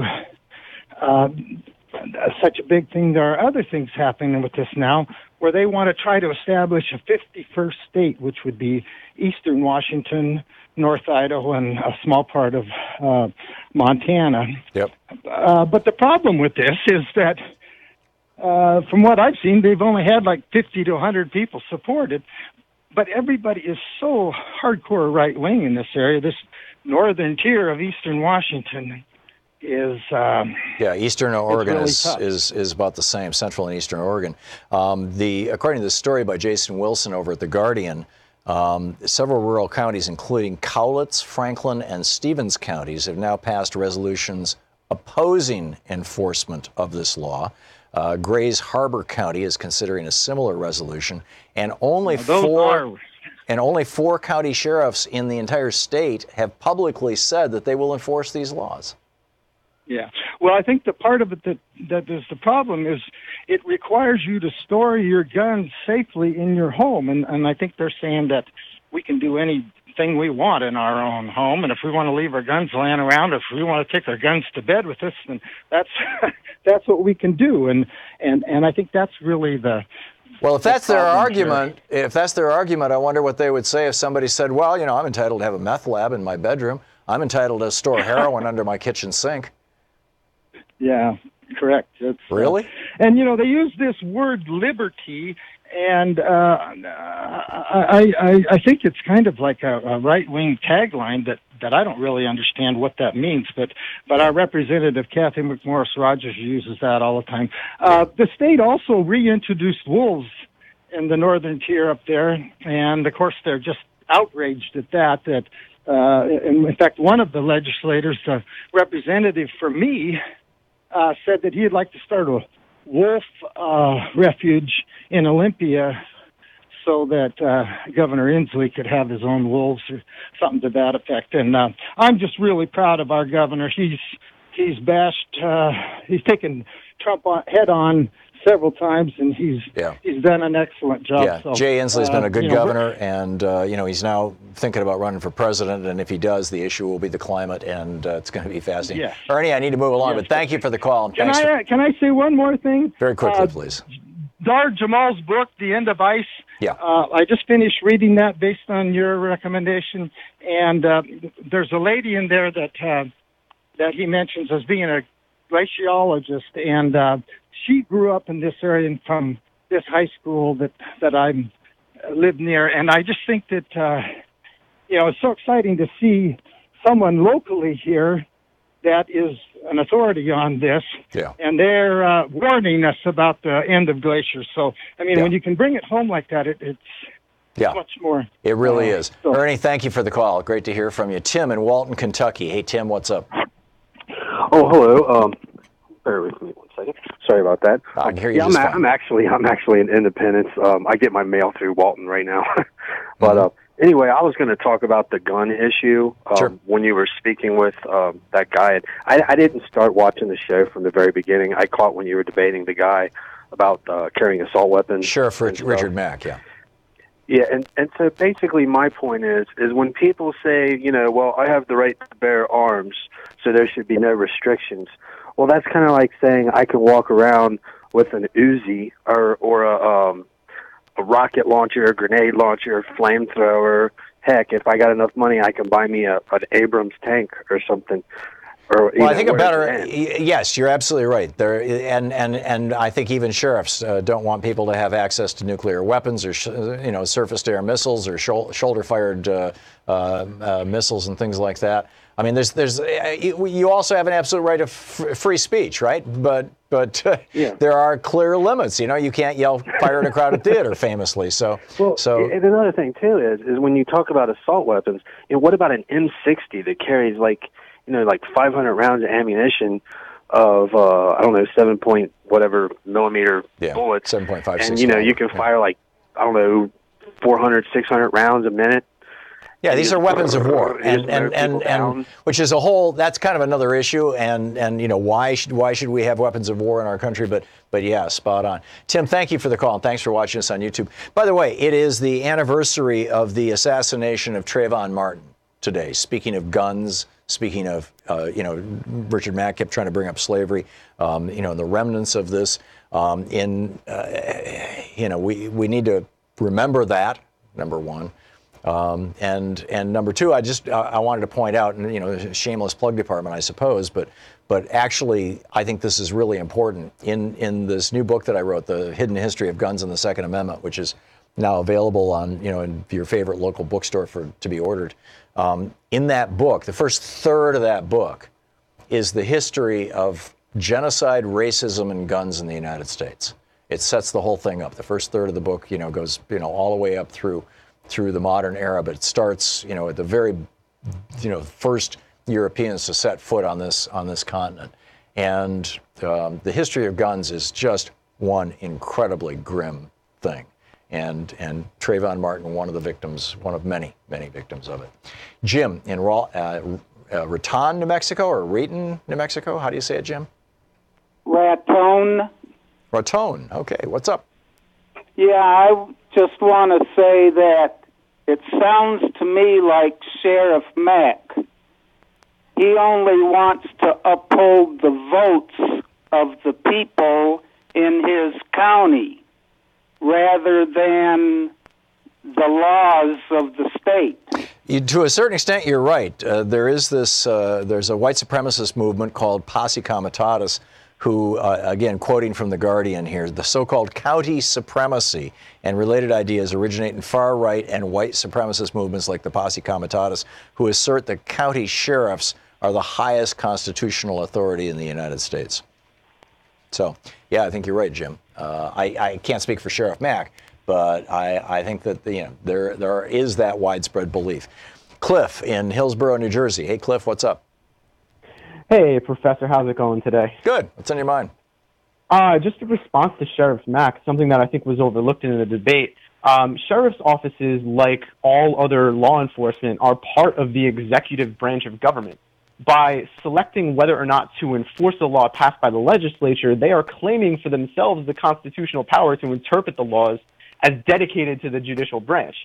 So not only are they spitting in the face of the core foundational framework of the Constitution, which are the Articles, they are also spitting in the face of the very freedom of how we, the people, govern ourselves. So his liberty argument is just kind of like a farce in and of itself. Yeah, without the pejoratives, I think you said it better than I did when I was trying to say, but wait a minute, the Constitution says if you don't like the law that was passed by the people or the legislature, you litigate it. You take it to the, if you don't like, Article 1 legislation, you take it to Article 3 courts, right, at the federal level. Don't know how it's organized in Washington State, because you're part of the Article 2. You're part of the police power, the executive branch. You're exactly right, Cliff. That's Well, there's also something else that I think it kind of concerns me more. I'd love your take on it. I can't get over this argument that we don't live in a democracy, right? I see this in so many right-wing arguments, and that somehow a constitutional republic isn't founded on democratic principles. What I see that as an attack on our core self-governance freedom in and of itself, the power of the people to govern ourselves. And it actually, to me, is an authoritarian fascist argument, and it's kind of disturbing coming from someone who is in law enforcement, because they're kind of a literal representative of the police state itself. Where this started in a big way in the current era was during the McCarthy era. Joe McCarthy basically, first of all, he said, don't ever use the word democratic when describing a Democrat. Use the word Democrat and emphasize rat. And that's why you get these people on, like Chuck Todd's show the other day. I was like pulling my hair out going, how can you let him say that the Democrat Party? There is no such thing as the Democrat Party. But the other thing is, back at the founding of the Republic, the word democracy and the word republic were functionally interchangeable. Madison used them back and forth. Mostly they used Republican back in the day, Republican principles and things like that. But they didn't make that distinction. That distinction was not made until decades later. And it was made in large part when the Democratic Republican Party, founded by Thomas Jefferson in the 1820s, dropped the word Republican from their name and became the Democratic Party. And it's been largely a partisan argument. But if you were to look at dictionaries back from the 1770s, Democratic see Republican, Republican see Democratic. Thanks, Cliff. You're listening to Thom Hartmann. Visit ThomHartmann.com for audio and video archives. Oh, and my point was that the Republicans in the 1950s were saying, say it's a republic, because that sounds more like Republican. Don't say it's a democracy, because that sounds like Democratic.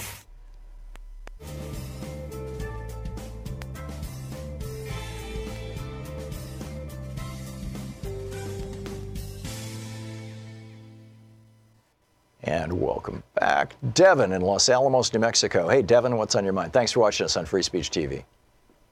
Yeah, I was just wondering how you would compare your argument with the Washington law enforcement not enforcing the law that was passed, and how you would compare that to the situation in California, where the entire state has basically considered itself sanctuary and decided not to enforce the law. How do you see that debate falling down? I mean, to the best of my knowledge, Devin, and I may be wrong on this, and maybe somebody will call and correct me, and maybe even but to the best of my knowledge, the enforcement of our borders, the enforcement of citizenship, the enforcement mechanism for people being here legally and appropriately is a federal function. It is neither a state function nor a local function. And what sanctuary cities have said is that they will not allow their police departments or their police officers to engage in federal law enforcement if they're asked to by the federal government, because the federal government doesn't have the legal authority to do that. And to the best of my knowledge, there are no laws anywhere in the country that say that local police officers have to enforce immigration laws. That's the province of the federal government. There's an entire federal agency devoted to that, the Immigration and what used to be called the INS, the Immigration Naturalization Service. Now it's ICE, whatever that stands for. And so I don't see a parallel at all here. You don't see a parallel? Nope. Okay. I do. I see a parallel in that. Well, what's the law then? What's the law that in California is not being followed? Federal law. But state law enforcement officials don't enforce federal law. Well, but doesn't didn't you just say the Constitution, our federal law, is paramount to all of them? So therefore, if we come in conflict with a local law comes in conflict with a federal law, then we must obey the federal law. But the federal law does not say that local officials have to enforce immigration law. There is no law to that effect anywhere, to the best of my knowledge. They say they local. If a local law enforcement agency wants to turn somebody who is here illegally or without documentation or whatever, if they want to turn somebody over to the feds, that's their choice. But they are not doing it because that is their oath. They're not doing that because they are following a state or local law. The federal law specifies that a federal agency that is educated about how to do this. I mean, there are all kinds of appropriate protocols how you approach somebody who may or may not be in this country illegally, because we don't want to live in basically Weimar Germany. We don't want to live in a country, or in Nazi Germany. We don't want to live in a country where any cop can walk up to you and say, "Your papers, please." And so it was very narrowly and tightly defined as this is the federal agency that enforces these laws. And that federal agency, ICE, has reached out to a lot of police departments and said, hey, if you find somebody that we should be enforcing the law on, would you please turn them over to us, or at least tell us about them? And that happens in a lot of states. But some states, like in California, you've got, or some cities, they're saying, no, we're not going to do that. If we come across somebody who's not here legally, we're not going to enforce ICE. We're going to let ICE figure that out all by themselves. That's their job. And that's what a sanctuary city is. It's not we're refusing to enforce the law at all, to the best of my knowledge. Devin, I got to run, but if you can demonstrate that I'm wrong, give me a shout back and cite the law to me.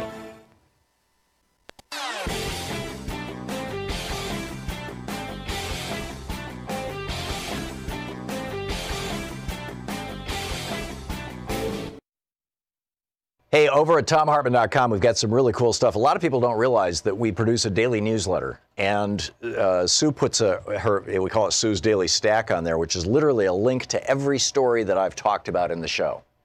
So all the research is right there. It's free. We don't share or sell our subscriber list. It's there's just it's there. It's there for you. And it's over at ThomHartmann.com. You can sign up for the free newsletter. You also can get my big picture take of the day, which is exclusively over at our website at ThomHartmann.com, as well as links to our videos, the book reports we typically do every day, all this stuff and more. It's all there at ThomHartmann.com. So check it out and sign up for our newsletter. I think you'll really enjoy it and appreciate it and find a lot of value there. We put a lot of work into this stuff. And you'll find it all right there on our website at ThomHartmann.com. And be sure to check out the newsletter and sign up for it. It's great. Hartman University Book Club. Today we're reading media news and find out what's up in the world today. On the line with us is Luke Vargas, the chief foreign correspondent for Talk Media News, joining us from UN headquarters in New York. Luke does a 2-minute everyday one world news story he digs into. You can find it by searching Luke Vargas wherever you get your podcast. Luke, welcome back to the program. I understand that Trump and Kim are, meeting in Hanoi. I mean, I guess everybody in the world knows that. A, what's the latest going on there? And B, why would the President of the United States agree to meet a communist dictator in another communist country? Isn't that Trump giving in to Kim? Yeah, well, and look at the way that Kim's interests, I think, are being catered to in Vietnam in a way they weren't in Singapore, which I think is a country with a lot more experience serving as a sort of bona fide intermediary between adversarial states. Vietnam has seemed to be pretty pliant when it comes to acceding to North Korean whims. I mean, the one example I'm just getting hundreds of updates about from my colleagues kicking the reporters and friends who are all there is kicking the reporters out of the hotel. I mean, you really had a case where you think the Vietnamese would have realized this was going to be a problem. And I have to say, it's not clear we can really absolve the U.S. for maybe not anticipating that the North Koreans would have a problem with hundreds of American reporters being in hotel rooms below and above Kim Jong-un's suite. And that seems like a huge oversight in planning. But it is, I think, pretty telling that they've, basically gave a pretty undignified boot to a major press operation. And I know there's not a whole lot of sympathy to go around for some of these journalists, but it is a real inconvenience for both Fox and for MSNBC to have to tear down all their studios and rebuild their setup the day before this summit. Let's put that aside, though. I mean, I think what we're learning is there is sort of a framework for a deal in place. There's what we've been told is sort of an uptick in optimism on the American side that some deal can be reached. I will caveat this by saying I think the reason to be optimistic, one way to get there is actually to have a good deal in place. The other way is just to lower expectations so far that suddenly everything looks like it's good. And I'm of sort of mixed minds. It looks like the deal that we may get tomorrow will involve North Korea agreeing to destroy one or two of its nuclear facilities or just put it out of commission, basically. The one that's getting talked about is called the Yongbyon Research Center. It's the site of North Korea's first nuclear reactor and sort of one of the big areas where that kind of enrichment behavior has been occurring for many years. They're going to return some more war remains, which is such a footnote that I don't even think we should pay attention to that. Except Trump talks about it ad nauseum. Of course, but they're going to throw that in there. Yeah. The U.S., it sounds like, is going to relax some sanctions, not the international ones, but some of our domestic sanctions that prohibit North Korea, South Korea economic investments. And I think that's noteworthy. Oh, interesting. North Korea has apparently stopped demanding quite as vocally as they used to about the pain of international sanctions. And one of the reasons I think they don't need to do that is they've been able to work out pretty good deals with both China and Russia in the last few months to continue to import various things that they need to get, Russia's volunteered to operate a nuclear plant in North Korea down the road. The Chinese are being quite cooperative at many different levels. But, and so that's sort of, it's convenient for the North Koreans because if they were to ask the U.S. to lead all these countries in just taking down the whole sanctions regime, that's going to put the U.S. in a tough position.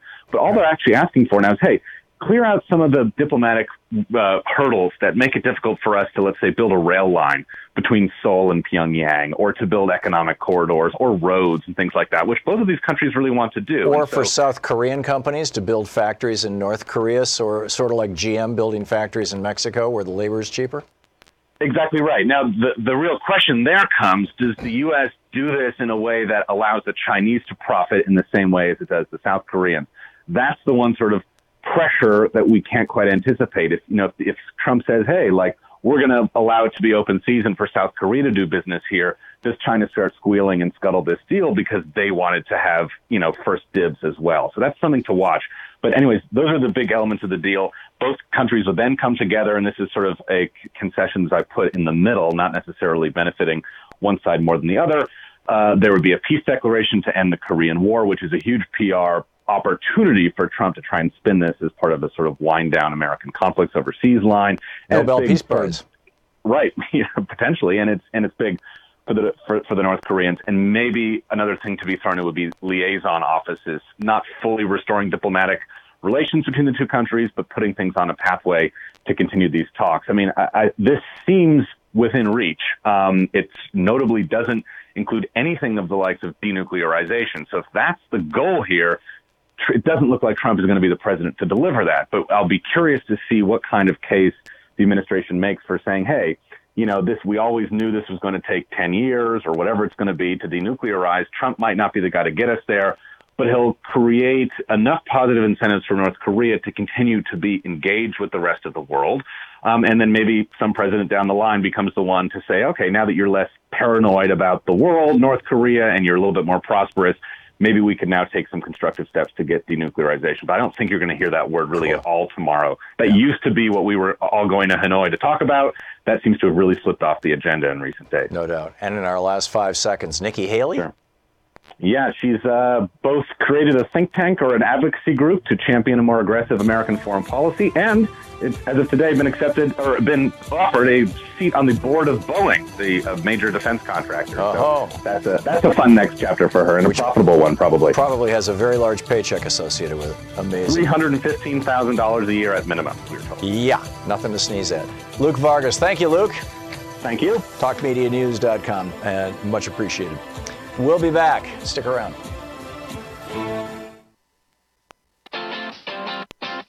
You're listening to Thom Hartmann.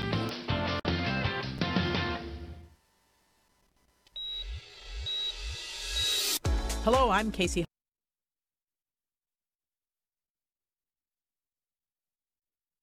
Nurse Talk. So glad to have you.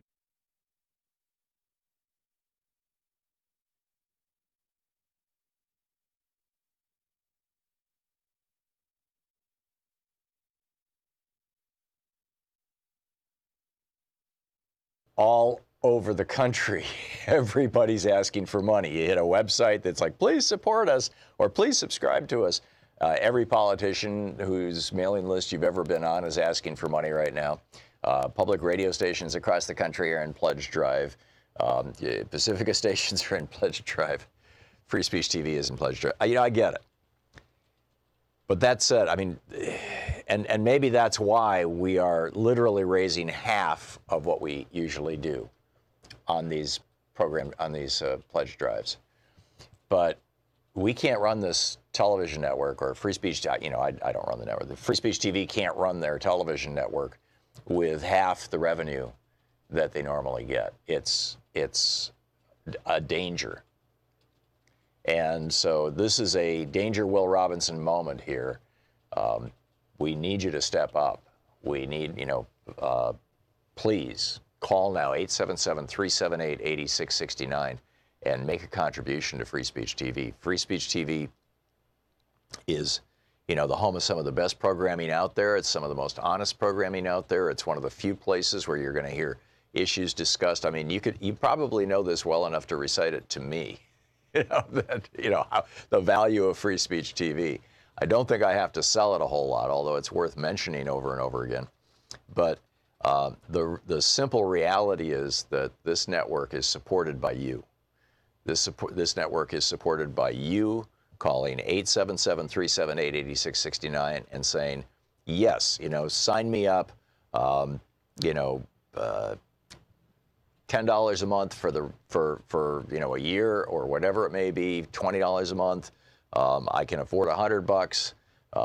If you're a relatively high net worth individual and you can make a larger donation, great. If you'd like to make a matching pledge and challenge people to match your pledge, that would be great. And we'll announce that on future days.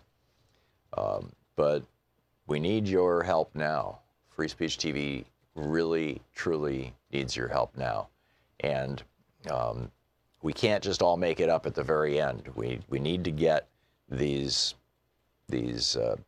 bills paid. We need to get the money in the bank, or at least the commitments, in order to keep this network going.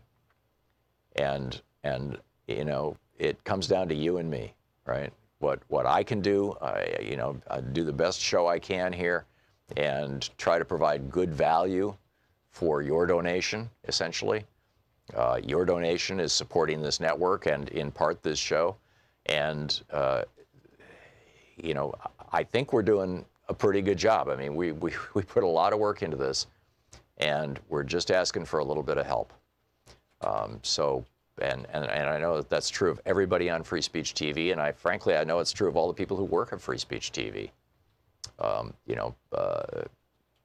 There are, probably more well-paid jobs in the private sector, in big corporate television and things like that, particularly for the people with the technical skills, the engineers and whatnot. But they're here at Free Speech TV because they care about the message. This is a mission and message-driven organization, Free Speech TV. It always has been. Back from the days when John Stout and John Schwartz started this thing, all the way up to today, this television network has been about, it sounds hyperbolic to say saving the world, but that's how I think of my program every day. Essentially, my thought every day is, how can we best save the world? How can we improve not just the quality of our individual lives, but, increase the survival of life on this planet? And the vitality of a democracy that has been kneecapped by the Supreme Court, by sold out Republicans, and by petro-billionaires. How can we do that? How can we take them on? And this is our piece of it, right? This is our little corner of that world, and we need your help. With a $20 gift, you get the Free Speech TV flag lapel pin. With a $60 gift, you get the Free Speech TV series of stickers. It's a 6-sticker design pack. With a $72 gift, you get my new book, The Hidden History of Guns and the Second Amendment. It'll be a few months before it gets to you in the mail, but you'll get an autographed copy of it. With a $100 gift, you get the Free Speech TV t-shirt. With a $200 gift, you get the Free Speech TV hoodie. With a $360 gift, you get everything I just mentioned, from the stickers to the pin to the book to the t-shirt to the hoodie. And with a $500 gift, Louise and I are putting together a webinar. We did one on NLP for our last fund drive, and we had a number of people who showed up, and they seemed to really like it. And I think it's really good, solid information. This webinar, in these troubled, trumped times, basically, this is how to get control of and heal from fear, anxiety, and trauma using deep psychological techniques that go back to the 1700s and more modern strategies developed by people like Milton Erickson and Richard Bandler. Dealing with pains in the past and fears about the future, resolving trauma, letting go of the triggers in our lives, strategies, techniques, essentially self-help. And with a $1,000 gift, come to Portland and hang out with us. 877-378-8669. Thank you. Hey, over at ThomHartmann.com, we've got some really cool stuff. A lot of people don't realize that we produce a daily newsletter, and Sue puts we call it Sue's Daily Stack on there, which is literally a link to every story that I've talked about in the show. So all the research is right there. It's free. We don't share or sell our subscriber list. It's there's just it's there. It's there for you. And it's over at ThomHartmann.com. You can sign up for the free newsletter. You also can get my big picture take of the day, which is exclusively over at our website at ThomHartmann.com, as well as links to our videos, the book reports we typically do every day, all this stuff and more. It's all there at ThomHartmann.com. So check it out and sign up for our newsletter. I think you'll really enjoy it and appreciate it and find a lot of value there. We put a lot of work into this stuff. And you'll find it all right there on our website at ThomHartmann.com. And be sure to check out the newsletter and sign up for it. It's great. Hey, over at ThomHartmann.com, we've got some really cool stuff. A lot of people don't realize that we produce a daily newsletter. And Sue puts we call it Sue's Daily Stack on there, which is literally a link to every story that I've talked about in the show. So all the research is right there. It's free. We don't share or sell our subscriber list. It's there's just it's there. It's there for you, and it's over at ThomHartmann.com. You can sign up for the free newsletter. You also can get my big picture take of the day, which is exclusively over at our website at ThomHartmann.com as well.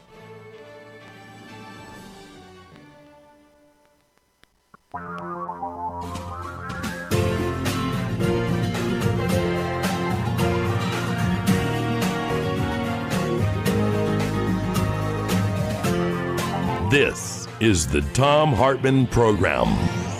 Welcome back. Thom Hartmann here with you. In the last hour, we were talking with Sheriff Richard Mack, who was pointing out that only 4 sheriffs in the entire state of Washington have agreed to enforce the new law, the new gun control laws that were passed by the citizens of Washington state. We'll continue the conversation about that. In our first hour, we were talking about how seriously and deeply the corruption within not just the Trump administration, not just within the Republican Party or frankly the American political system, but as a consequence of Supreme Court decisions like Buckley versus Vallejo, First National Bank versus Bilotti, Citizens United, McCutcheon, that this corruption is now reaching down to the level of the absolute to the individual. And people are calling in and sharing their stories about how they were affected by that corruption. Speaking of which, there's an entire industry that seems to be rather corrupt. On the line with us is Stephen A. Scheller. He's a prominent Philadelphia-based plaintiff's lawyer. He's an attorney. He's the author of a new book, Big Pharma, Big Greed, published by Strong Arm Press. Scheller, SHELLER.com is his website. Stephen Scheller, welcome to the program. Yeah, hi. Glad to talk with you about my book and what's going on in pointing out the corruption that we have is getting worse instead of better. And one of the biggest problems we have for the country is the Food and Drug Administration's failure and almost intentional refusal to properly monitor and protect the public from pharmaceutical drugs and devices. And they seem to think their job is to protect the industries rather than the public. Is that a consequence of the revolving door of, people getting a job at the FDA for a while and then going into industry, or coming out of industry and going into the FDA? Or is that a consequence of corrupt legislation? Or, how did this come about, Stephen? It's a combination of many things. The main problem seems to be that the politicians way back in the Bush days got a hold of the control of the FDA by appointing different people to different positions. Is this Bush the elder? Have working. Yeah, they're well. For example, Janet Woodcock, who's heading the pharma division, and others. They're just a real problem. When Dr. Kessler was there, he used to protect the public, but when he left, we've had major problems. And which Bush administration was that? Bush 1, the first one. Yeah, the Bush the elder. So this is kind of the knock-on from the Reagan administration's belief that government is not the solution to your problems. Government is the problem. And so, hey, let's put people in charge of government who are just there to profit themselves and their buddies. Exactly. So what? How extensive is this? What kind of actual impact is this having? Are Americans dying as a consequence of this? Yes. It's a very serious problem, and my book points it out. You have the situation with where, let's take Risperdal, where there are thousands of cases pending in the United States. Our court system is being tied up by the companies being able to market these drugs that cause so many problems. Mm-hmm. And the combination of the court system being so favorable to big business and to the drug companies and certain state laws. For example, Johnson & Johnson is based in the state of New Jersey. The state of New Jersey, the courts have determined that you can't sue the companies that are based there for punitive damages. So no matter how bad their conduct, the most you can get is maybe, and that's going to be difficult, some compensation, but not punitive damages to stop what they're doing.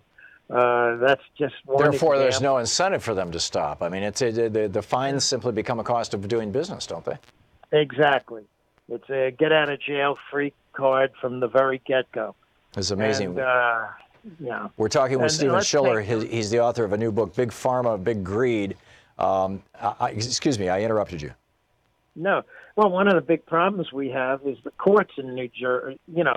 They some key information that was not disclosed to the public on the drug Risperdal, which causes young children and boys to grow female breasts, to have a number of other problems related to their hormonal balance, and females also, women, young girls also have the problem. Now, this is Risperdal is a drug that used to be considered an old-line antipsychotic. It's now being used for ADHD, hyperactivity, aggression, right. a whole spectrum of things that would have been in the past dealt with by much less draconian drugs. I don't know what the proper word is pharmaceutically, but if I have that right.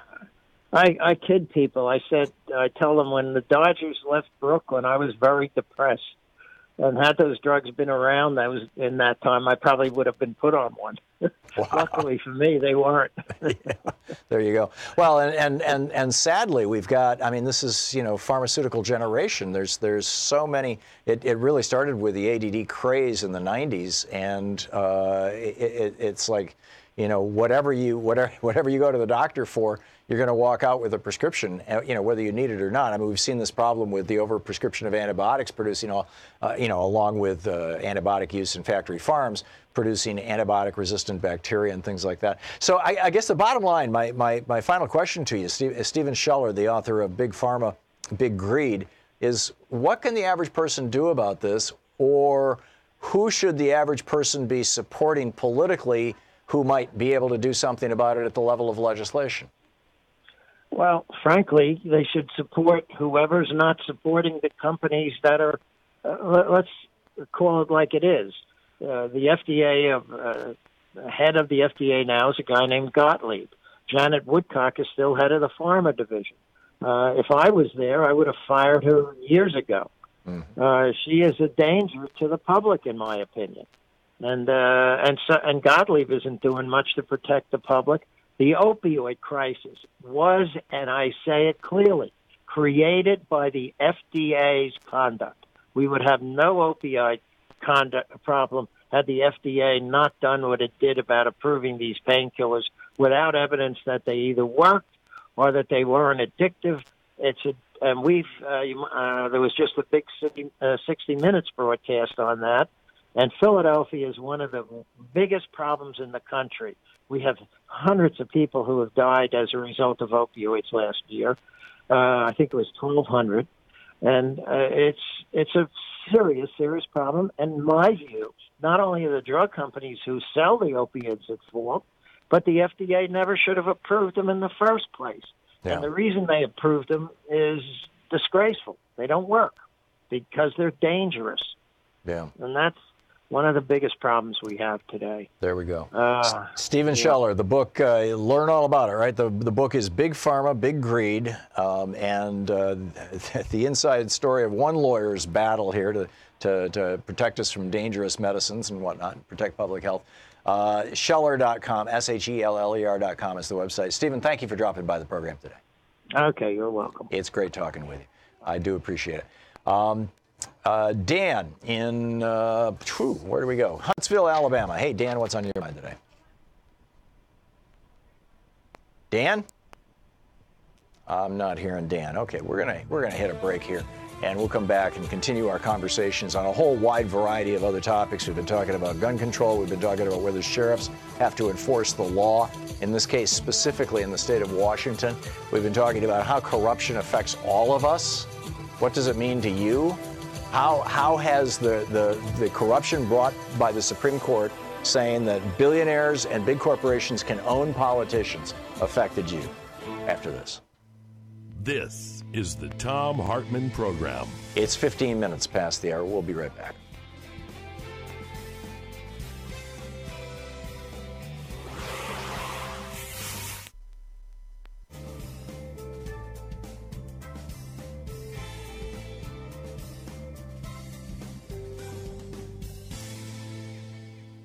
And welcome back. William in Silver Springs, Nevada. Hey, William, what's on your mind today?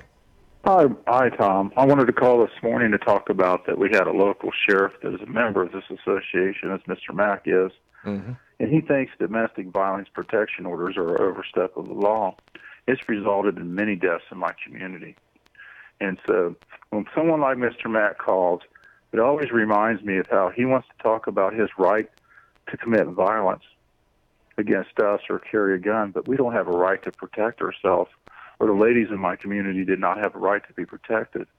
And I've seen the judges in my community step up to protect ladies and children, only to be undermined by our local sheriff in his belief in his rights. And I know from living in 15 years in the West, Nevada, that this is a bought and paid for response from the gun industry. And you think that's where it's all coming from? To me, it's coming from the gun lobby, because I live in a county that's so gerrymandered that we have 250,000 voters, and this sheriff was set in office with 12,000 votes. You mean a majority of 12,000 or simply 12,000? Yeah, because the independents are locked out of the primaries here. So he's sitting here in office with Mr. Mack's attitude, with the backing of 12,000 people in a community of 250,000. So when I hear up north, and my neighbors up north, a sheriff saying, hey, I got the backing of my community, they're only counting Republicans, because they don't. Yeah. And the other thing I have to say, I hope you let me say it, is our gun law in Nevada isn't a gun control law. It's a violence control law. And this stuff that Dean Heller started is a paid-for response. And what we're trying to do as parents is create a new culture for our children not adults. You argue with these guys. It's a waste of time. I want to teach nonviolence, and compassion. And our hope is that our children will quit settling their differences with a gun. Yeah. Now, I've never seen anything in the Constitution that guaranteed Mr. Mack or anyone like him violence against me. But and the fact of the matter is with Heller, he was a police officer, or maybe he was a private guard, but he had to wear a gun for work. And the challenge, if I'm remembering, Heller versus, wasn't it Heller v. D.C., as I recall, was that he was not allowed to transport his gun to and from either work or home, one or the other, by the gun laws in Washington, D.C.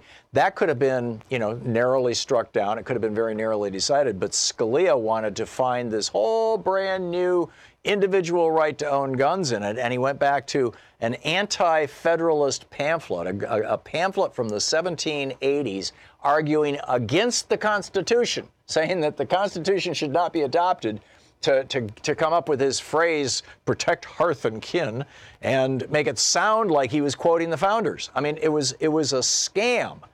And so, anyhow, back to you, William. But what we're trying to teach here is we have to change the culture. It's been advertised, bought and paid for by the gun industry. In our lifetime, Tom, how much money have they made in the West in their gun shows? God only knows. So it's been millions. We're just trying to what? We're just trying to change the culture. When we talk about it in our public meetings, we just feel like that we're beating our brains out against people like Mac. Yeah, I get it. William, I'm out of time here, but thank you for the call. And I love your comment that it's not about anti-gun, it's about anti-violence. That's brilliant. We'll be right back.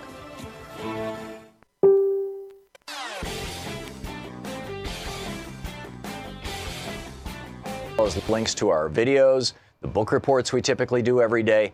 Hey, over at ThomHartmann.com, we've got some really cool stuff. A lot of people don't realize that we produce a daily newsletter, and Sue puts we call it Sue's Daily Stack on there, which is literally a link to every story that I've talked about in the show. So all the research is right there. It's free. We don't share or sell our subscriber list. It's there's just it's there. It's there for you. And it's over at ThomHartmann.com. You can sign up for the free newsletter. You also can get my big picture take of the day, which is exclusively over at our website at ThomHartmann.com, as well as links to our videos, the book reports we typically do every day, all this stuff and more. It's all there at ThomHartmann.com. So check it out and sign up for our newsletter. I think you'll really enjoy it and appreciate it and find a lot of value there. We put a lot of work into this stuff. And you'll find it all right there on our website at ThomHartmann.com. And be sure to check out the newsletter and sign up for it. It's great.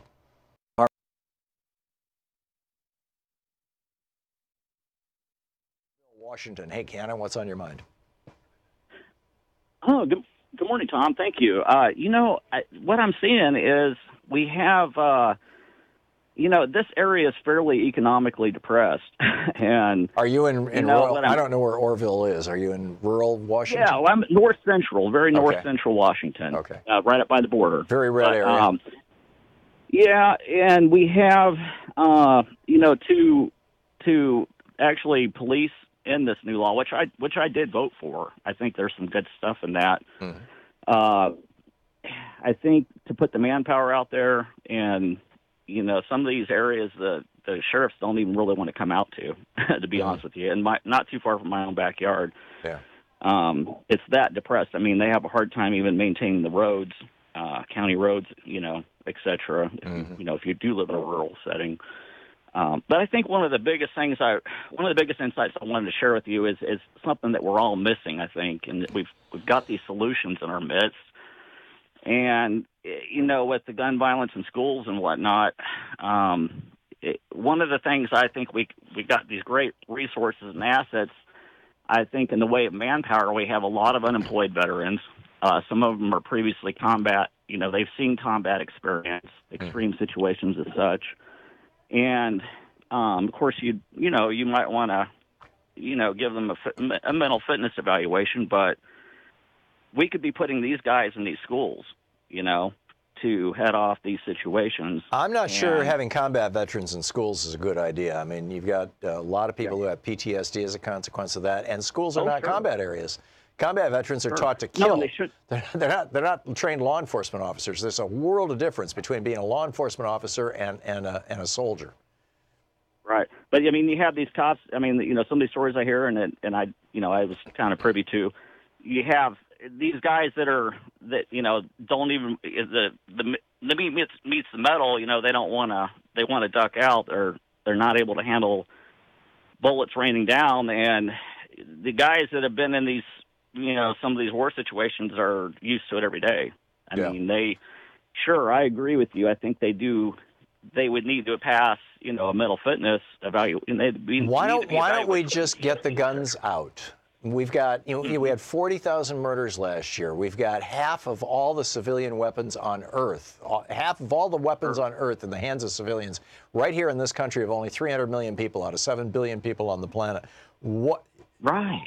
Why the hell is this? Some of the disparities that you've spoken of, and I think you've hit some of the insights. The key insights are when you have social inequalities and all these other things, it's informing some of these extremes. You have people going out and they're, just wanting to turn on their neighbors, turn it out on society because they got a bad deal. They feel like they got a bad deal in life. Ken, and I think it goes beyond that. I think what you have men who are raised in this society to feel and believe that they have to be the breadwinners, that they're the ones who are responsible for the quality of life of the rest of their family.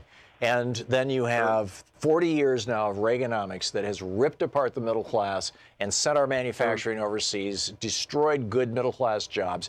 And you've got these large rural areas where they are lacking modern infrastructure. They don't even have decent Wi-Fi or high-speed internet anymore. And basically all they've got is Fox News, and they're living on in many cases food stamps and essentially welfare. And in many states, in the red states, they don't even have access to health care. So these men then feel like they are not providing for their families. They can't buy new clothes for their kids. They can't provide them with their kids get laughed at school because of the because of the way they look, because they can't get dressed properly. Sure. They can't drive a new car, so they're embarrassed when they're driving. I mean, and so basically they feel like their manhood has been challenged. And then the NRA comes along and says, hey, look at this thing. It's kind of got a long barrel, and if you pull a trigger, this thing comes blowing out the end of it super fast, which is, sort of like a giant penis, and you can get your manhood back by having one of these things. And not only that, it scares the crap out of everybody else, especially those people who have been taking away all of your economic opportunity, without telling them that it's the billionaires in the Republican Party who did it to them. Siphoning the money. I'm sorry? Say what? Right for years, I'm sorry, Cannon. You're breaking up really badly. I'm sorry, I can't hear what you're saying. Stephen in Monroe, North Carolina. Hey, Stephen, what's on your mind? Hey, Tom. You've had at least one caller talk about when it comes to this gun initiative in Washington State. I think one's mentioned sanctuary cities. I would mention, support for legal marijuana at the state level while it remains federally banned. But the main thing I wanted to say is that both this initiative and there's also H.R. 8 at the national level that would do something similar. They're just not going to work. They're not going to prevent it on the parkland. Even if you examine the laws, you don't see anything that would have stopped these people. Well, in 1996, Australia had about a half a dozen over the last 15, 20 years prior to that. They'd had about a half a dozen mass shootings. They had a particularly bad one in 1996 in Port Arthur, Tasmania, which is a little island south of Australia, part of Australia. The Australian newspapers published the photos of the bloodied bodies, the shot-up bodies, which is what I think should be happening here in the United States. And the people of Australia were so horrified by that they made it very difficult to get guns. They made it, they enacted licensure requirements. They did a nationwide gun buyback program, bought back whole piles, huge numbers of guns. That's what I think, and it's worked. They haven't had a mass shooting since. And they have the same cowboy culture and the same history of genocide and racism that we do here in the United States. So, Stephen, I think it is possible. I really do. Thank you for the call. Thanks for listening to Sirius XM. You're listening to the Thom Hartmann Program. Call 202-808-9925. Right back with more of your calls and the news of the day right after this. It's the Thom Hartmann Program, 27 minutes past the hour.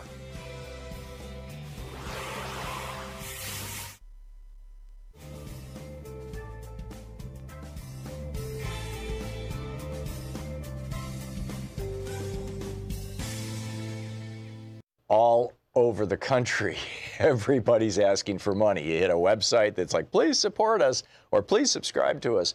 Every politician whose mailing list you've ever been on is asking for money right now. Public radio stations across the country are in pledge drive. Pacifica stations are in pledge drive. Free Speech TV is in pledge drive. I get it. But that said, I mean, and maybe that's why we are literally raising half of what we usually do on these pledge drives. But we can't run this television network or Free Speech. I don't run the network. The Free Speech TV can't run their television network with half the revenue that they normally get. It's a danger. And so this is a danger Will Robinson moment here. We need you to step up. We need, please call now, 877-378-8669, and make a contribution to Free Speech TV. Free Speech TV is, the home of some of the best programming out there. It's some of the most honest programming out there. It's one of the few places where you're going to hear issues discussed. I mean, you probably know this well enough to recite it to me. The value of Free Speech TV. I don't think I have to sell it a whole lot, although it's worth mentioning over and over again. But the simple reality is that this network is supported by you. This network is supported by you calling 877-378-8669 and saying, yes, sign me up, $10 a month for a year or whatever it may be, $20 a month. I can afford $100. If you're a relatively high net worth individual and you can make a larger donation, great. If you'd like to make a matching pledge and challenge people to match your pledge, that would be great. And we'll announce that on future days. But we need your help now. Free Speech TV really, truly needs your help now. And we can't just all make it up at the very end. We need to get these bills paid. We need to get the money in the bank, or at least the commitments, in order to keep this network going. And it comes down to you and me, right? What I can do, I do the best show I can here and try to provide good value for your donation, essentially. Your donation is supporting this network and, in part, this show. And, I think we're doing a pretty good job. I mean, we put a lot of work into this, and we're just asking for a little bit of help. And I know that's true of everybody on Free Speech TV, and frankly, I know it's true of all the people who work at Free Speech TV. There are, probably more well-paid jobs in the private sector, in big corporate television and things like that, particularly for the people with the technical skills, the engineers and whatnot. But they're here at Free Speech TV because they care about the message. This is a mission and message-driven organization, Free Speech TV. It always has been. Back from the days when John Stout and John Schwartz started this thing, all the way up to today, this television network has been about, it sounds hyperbolic to say saving the world, but that's how I think of my program every day. Essentially, my thought every day is, how can we best save the world? How can we improve not just the quality of our individual lives, but, increase the survival of life on this planet? And the vitality of a democracy that has been kneecapped by the Supreme Court, by sold out Republicans and by petro-billionaires. How can we do that? How can we take them on? And this is our piece of it, right? This is our little corner of that world. And we need your help. With a $20 gift, You get the Free Speech TV flag lapel pin. With a $60 gift, you get the Free Speech TV series of stickers. It's a 6-sticker design pack. With a $72 gift, you get my new book, The Hidden History of Guns and the Second Amendment. It'll be a few months before it gets to you in the mail, but you'll get an autographed copy of it. With a $100 gift, you get the Free Speech TV t-shirt. With a $200 gift, you get the Free Speech TV hoodie. With a $360 gift, you get everything I just mentioned, from the stickers to the pin to the book to the t-shirt to the hoodie. And with a $500 gift, Louise and I are putting together a webinar. We did one on NLP for our last fund drive, and we had a number of people who showed up, and they seemed to really like it. And I think it's really good, solid information. This webinar in these troubled, trumped times, basically, this is how to get control of and heal from fear, anxiety, and trauma using deep psychological techniques that go back to the 1700s and more modern strategies developed by people like Milton Erickson and Richard Bandler. Dealing with pains from the past and fears about the future, resolving trauma, letting go of the triggers in our lives, strategies, techniques, essentially self-help. And with a $1,000 gift, come to Portland and hang out with us. 877-378-8669. Thank you. Want to connect with the show online? You can find the Thom Hartmann Program on Facebook, Twitter, and Instagram.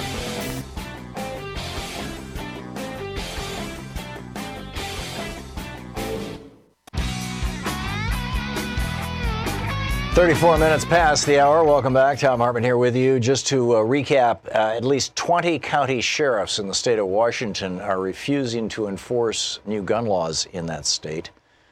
We had a discussion, turned into a bit of a debate. I really was just trying to understand where he was coming from. Sheriff Richard Mack, a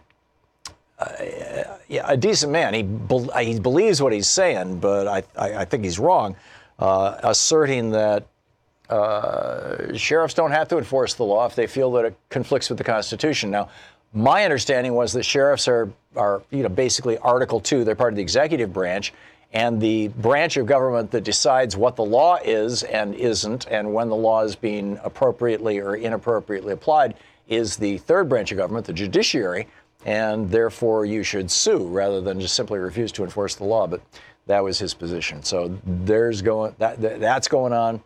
We've been talking about corruption, 16 Ways to Sunday. We've been talking about Kim and Trump in Vietnam. Why did Trump bow down and go to a communist country to meet with a communist dictator rather than meet on neutral ground or meet in a place like Singapore? Is Trump getting ready to just give in to Kim and not even ask for denuclearization anymore? It looks to me like, we may have the weakest president, certainly in my lifetime. We'll see. Peter in Chicago. Hey, Peter. What's up? Oh, yeah. You guys have got to take a different view or a different way of the gun issue, because it's the same old beating of the drums. I used to manage a couple of firearm retailers in the Chicago area back in the 80s, and it was the same mantra that you guys spew today. X and X amount of people die from guns, blah, blah, blah, blah. It doesn't work. The guns are part of the fabric of this country. It's part of the Constitution. Kudos to the sheriffs who aren't going to listen to the who aren't going to do the background checks. So your position, Peter, is it's just fine with you if homicidal maniacs walk into a gun store and buy a gun and go out and shoot somebody, that background checks are irrelevant. Okay, is that your position? No, my position is Illinois has had background checks, 3-day waiting periods since the early 80s, Tom. And you know, Peter, I'm sure you know where the majority of the guns that are used in killings in Chicago come from. They come from Indiana. You've got gun stores literally right on the border. Tom, again, most of the guns that are on the street are stolen guns. No, Peter, this is real simple. If you look at states that are surrounded by states with gun control, like Connecticut or Rhode Island, you don't see these levels of gun violence, even in inner city areas, even in very poor areas, even in largely minority areas. You don't see these levels of gun violence. When you look at states that abut states where basically anybody can buy a gun anytime they want, you see high levels of gun violence. It's real simple. Why is it your 4 sanctuary cities for illegal aliens, but you're not for guns. Why? This has nothing to do with sanctuary cities. Sure it does. The states How? are doing the exact same thing that the sheriffs are saying. No, they are not. We're not going to enforce a law that we feel is immoral. They are not. That's what they're saying. That there is no law. There is literally no law that says that a police officer in San Francisco or in Chicago or any place else in the United States has to enforce immigration law. That's federal law. That is not state law. It is not county law. It is not city. Let me finish what I'm saying here, Peter, and you can rebut it if you can, but I don't think you can. The fact of the matter is that immigration is a very delicate issue, for the reason that we don't want to live in Nazi Germany. We don't want to live in a republic where any police officer can walk up to you anytime and say, "May I see your papers, please?" And if you don't produce the right papers, boom, you go off to jail. We don't want to live in that kind of a world. So when the federal government passed immigration laws in the 1920s, they were very careful to say, only federal officers who are appropriately trained and who understand the law and how this all works may enforce our immigration laws. Now, historically, you have had jurisdictions where local police officers have turned people into federal authorities, into ICE and whatnot, because they're not there legally. And on the other hand, you've had jurisdictions where people know that where police officers and local law enforcement officials don't do that, because what happens is in those places where there are what you would call illegal populations, let's say undocumented people who are living there, if they think that they dial 911 because somebody just got shot next door, or because your house, Peter, is being broken into next door, but your next door neighbor happens to be an illegal immigrant or alien or whatever you want to call it, they're afraid to call the police because they're afraid that the police will then turn them over to ICE. So what local officials, the whole point of sanctuary cities is making it safer for everybody so that people aren't afraid to call the police. They are concerned, of course, about ICE. ICE is, federal enforcement of our immigration laws is federal. There is no state law about that. And therefore, state police officers have no obligation. In the state of Washington, the people of the state of Washington passed a law requiring every law enforcement officer in the state of Washington to enforce this requirement for background checks. We're talking apples and oranges. This has nothing to do with sanctuary cities. I'm done. Your turn, Peter. Live in a Nazi. You said you didn't want to live in a Nazi state with papers, please, correct? Yes, that's correct. I don't want to misquote you. Let me ask you, Tom, what was the first thing Hitler did before he took over? He took away the guns from private citizens. No, exactly. So Actually, Peter, I encourage you to read The Rise and Fall of the Third Reich by William Scherer, one of the great historians of our times. No, what Hitler did was he put together Hitler Youth gun clubs to teach how to appropriately use guns. He actually encouraged the use of guns. The only places where Hitler... By who? Well, no. By who? By white Aryan youth. The only places where Hitler, I was about to finish the sentence, the only places where Hitler banned guns was in the Jewish ghettos. And you could say, well, that didn't help them, therefore they got wiped out. But the fact of the matter is, look at the Warsaw Uprising. Now, that was in Poland, but it was under Nazi control at that time. Look at many of these uprisings. Guns, it's like the same argument, Peter, that I hear from people who say, I got to have a gun in case my government ever becomes repressive, in case, Donald Trump turns into Adolf Hitler, I got to have a gun. I'm sorry, Donald Trump has, Black Hawk helicopters. He's got weaponry available to him that no gun that you could ever buy in a gun store would ever help you with. And it was the same thing in Germany. Jews ended up in the ovens because they had no way to defend themselves. That's not Plain true. And simple. No, it is true. Not true. For you to say otherwise is just absolutely wrong. If they had a way to fight off the Germans when they came to the town to round them up, Tom, how do you fight an army?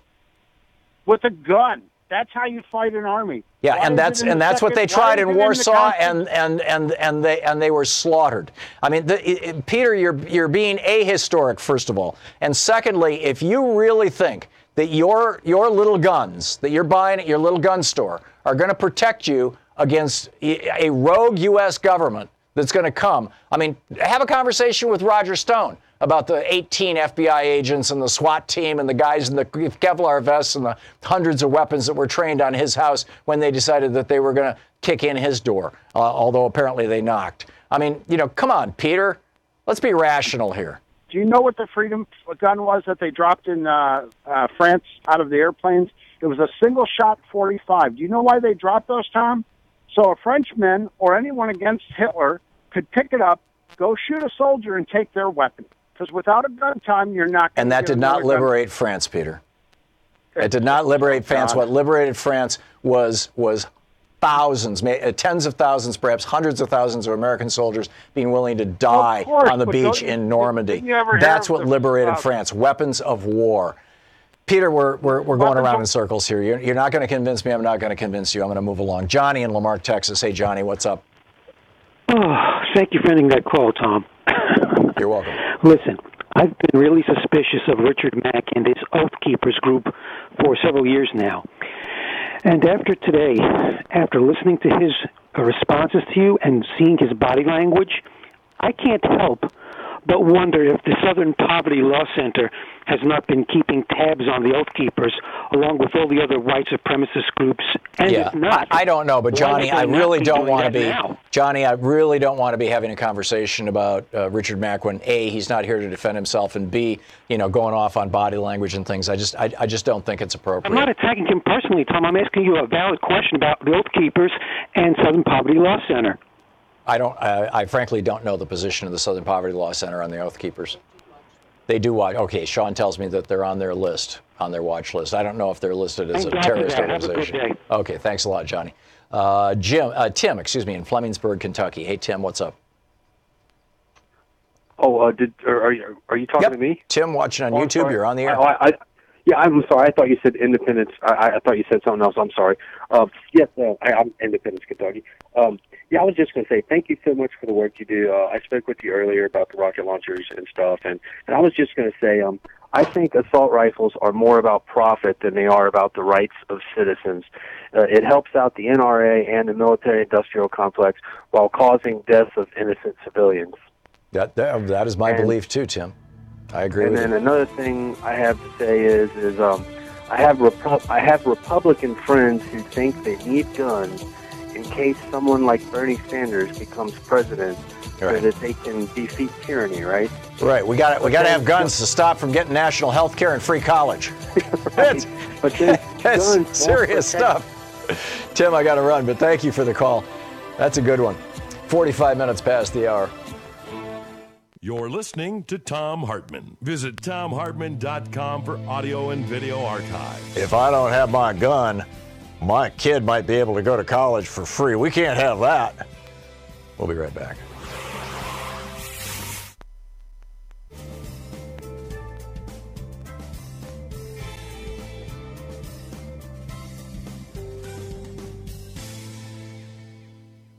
And welcome back. Dave in Federal Way, Washington. Hey, Dave, what's up? Hey, not too much, Tom. When you were debating Sheriff Mack, you mentioned Afghanistan, but you didn't elaborate on it. But I think I know where you're coming from on that. I spent years in Afghanistan, and, they have a warlord culture. All right? I mean, it's real. It's pernicious. I mean, people support it. It's hundreds of years, maybe 1,000 years old. Yes, and is that what we want? Respectfully to Sheriff Mack, respectfully, is that what we want in America? We have to look at the big picture here, Tom. I mean, this, and it sounds ridiculous. America, of course, could not descend into a warlord culture, right? But look, I am very anti-neocon. People will say, well, what is a neocon? I mean, I know that's complicated, but are we so sure that neocons are just not nation-state warlords? We have to keep in mind that, okay, if we go to, and this is why I love Bernie. Bernie refused to call Maduro a dictator because it's just name-calling. This name-calling can escalate into warfare. This warfare, regardless of what CNN says, precision bombs, you're going to be killing women and children and the elderly. You're going to be blowing them into pieces. And you're going to be maiming them. And killing men isn't a good idea either, by the way. But what you're saying is you're going to be killing innocent people. I mean, of all ages and genders. I do think, though, that the United States has, to some extent, in the past, and in some ways even today, had a warlord culture. I think of Southern plantations back during slavery times, and I think of some of the enclaves out west, particularly some of the old Mormon enclaves that were very, very heavily armed, and were able to be where they were, how they were, by virtue of the slaughter of the people, the indigenous people who lived there before. Right. And the solution is, and you got it, you talked about this with Sheriff Mack. How do we define a Republican democracy as it says in the Constitution? I mean, is it, and you guys had a really, really great conversation on that. But if we don't get on the same page, we might be in an epistemic crisis where we have two different sets of facts like the Civil War. Okay. North Korea could descend into a warlord culture as well. Without the Kim dynasty. I mean, everybody is in agreement that the Kim dynasty is no good, right? But without the Kim dynasty, I mean, Kim said it himself to Trump. He said, look, if I do what you want, there's going to be a coup in my country. I think we all laughed it off, but Kim was telling the truth there. Yeah. He was. Well, which raises, another question, which is, should there be a coup against Kim? I mean, the North Korean people are starving. It's a dysfunctional system. It's that goes way beyond warlordism. I mean, that's just plain old flat out dictator. And he's preaching that his grandfather was descended from the sun, as I recall, that he's divine, that he is the grandchild of divinity, if I'm remembering correctly, Dave. No, you're remembering correctly. And the thing is Kim, all right, Kim knows how to manipulate. I mean, what if he tells Trump, how great he is, and maybe he's descended from, some sort of mythological figure in our culture? I mean, this is not a good situation, Tom. He probably already has. That's why Trump's giving him everything he wants. It's amazing. Dave, thank you for the call. It's always nice to hear from you. We'll be back. It's 10 minutes before the hour. Stick around. We'll be right back.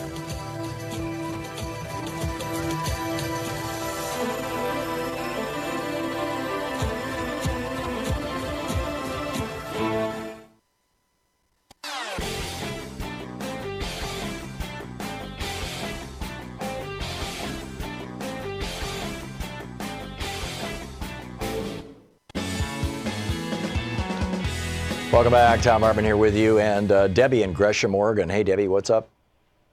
Well, I was listening to your talk that you had with Sheriff Mack. Mm-hmm. Back in the mid-'90s, I was at one of the meetings that he did here in town. Debbie, your phone is really muffled. I don't know if maybe you've accidentally got your thumb over the microphone or something, but it's hard to hear you. Is it better That's much now? better. Yeah, that's night and day. Yeah. All right. I actually went to one of the meetings in the mid-'90s that Sheriff Mack gave here in town. I should say at the Milwaukee Grange. Oh, interesting. And so, I was listening to his talk today. And now, mind you, at this time, I was working at the gun counter in a sporting goods shop out in Gresham. Mm-hmm. That's how I found out about his meeting, because he was a lobbyist for Gun Owners of America.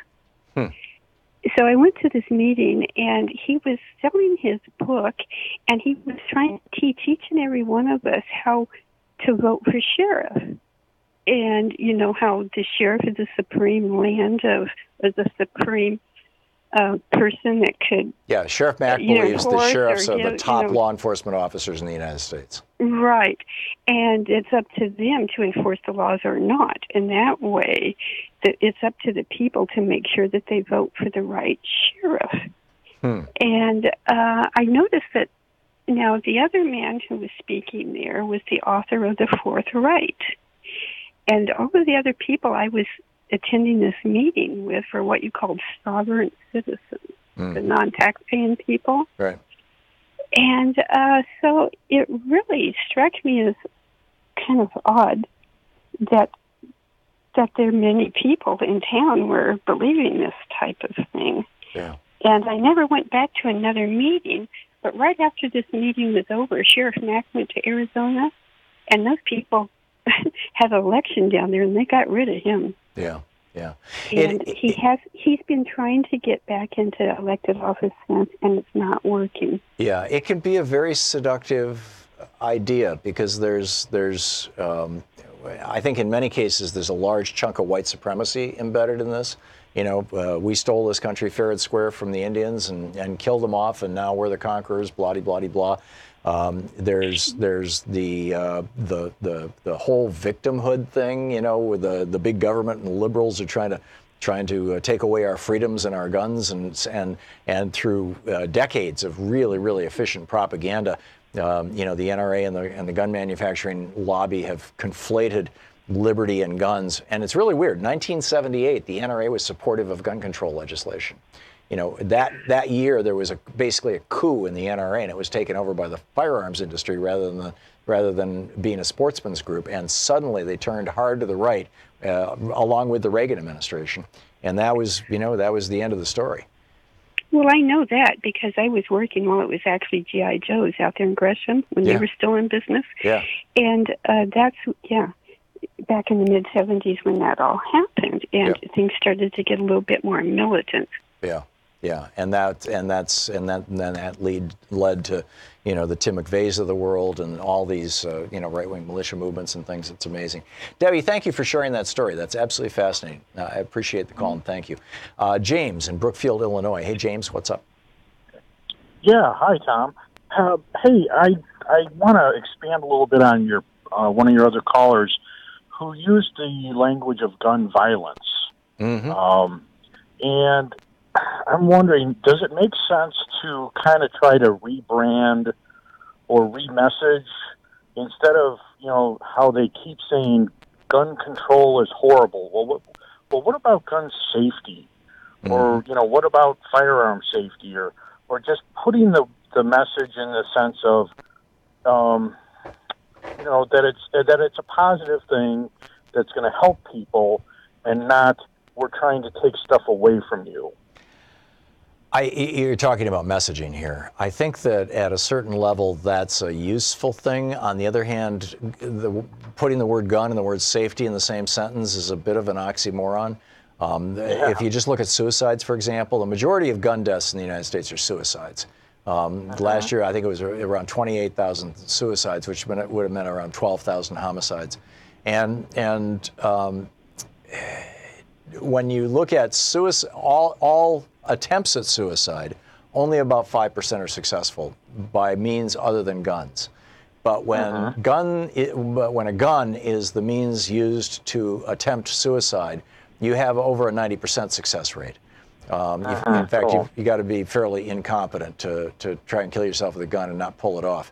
And so, guns are devices that specifically were made to kill things, including people.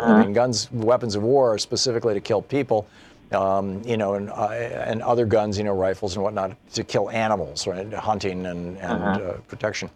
And so, I get the safe use of guns, but I think that we just need to call it out for what it is. It's like calling out tobacco as poison that kills people. It's how else can you do that? That's totally true. And I guess my thought is if you look at how the right, the Republicans have rebranded abortion in the sense of how it's safety for the women and how they need to keep the women safe and all that sort of stuff. And that's why they're doing all these things that basically control. I'm not hearing that from them, James, because the simple statistic is that pregnancy is more dangerous than abortion. More people die or are injured from pregnancy than die or injured from abortion. They're framing it as the zygote or the ovum or the fetus or whatever stage of development it may be, as being a full human being. Okay, but I kind of thought that they, are imposing all these restrictions on abortion. Oh yeah, those phony baloney laws. The aisles have to be a certain width. The doctors have to have admitting privileges. Yeah, they use safety. You're right. They do use safety as an excuse to create regulations for abortion clinics that are very, very, very expensive to meet. You're absolutely right, James. Interesting. James, I got to run. I'm sorry, we're out of time. But thanks for the call and thanks for listening to WCPT. Thank you for being here with us today. Another fascinating day. We'll see tomorrow Michael Cohen is going to be testifying in public. Today was private testimony. We may get something leaked out tonight, but tomorrow is going to be real fascinating. We'll be carrying all that and sharing it with you to the extent that we can. And in the meantime, don't forget, democracy is not a spectator sport. It requires you. Get out there, get active, tag. You're it. We'll see you tomorrow. You've been listening to Thom Hartmann. For audio and video archives, visit thomhartmann.com.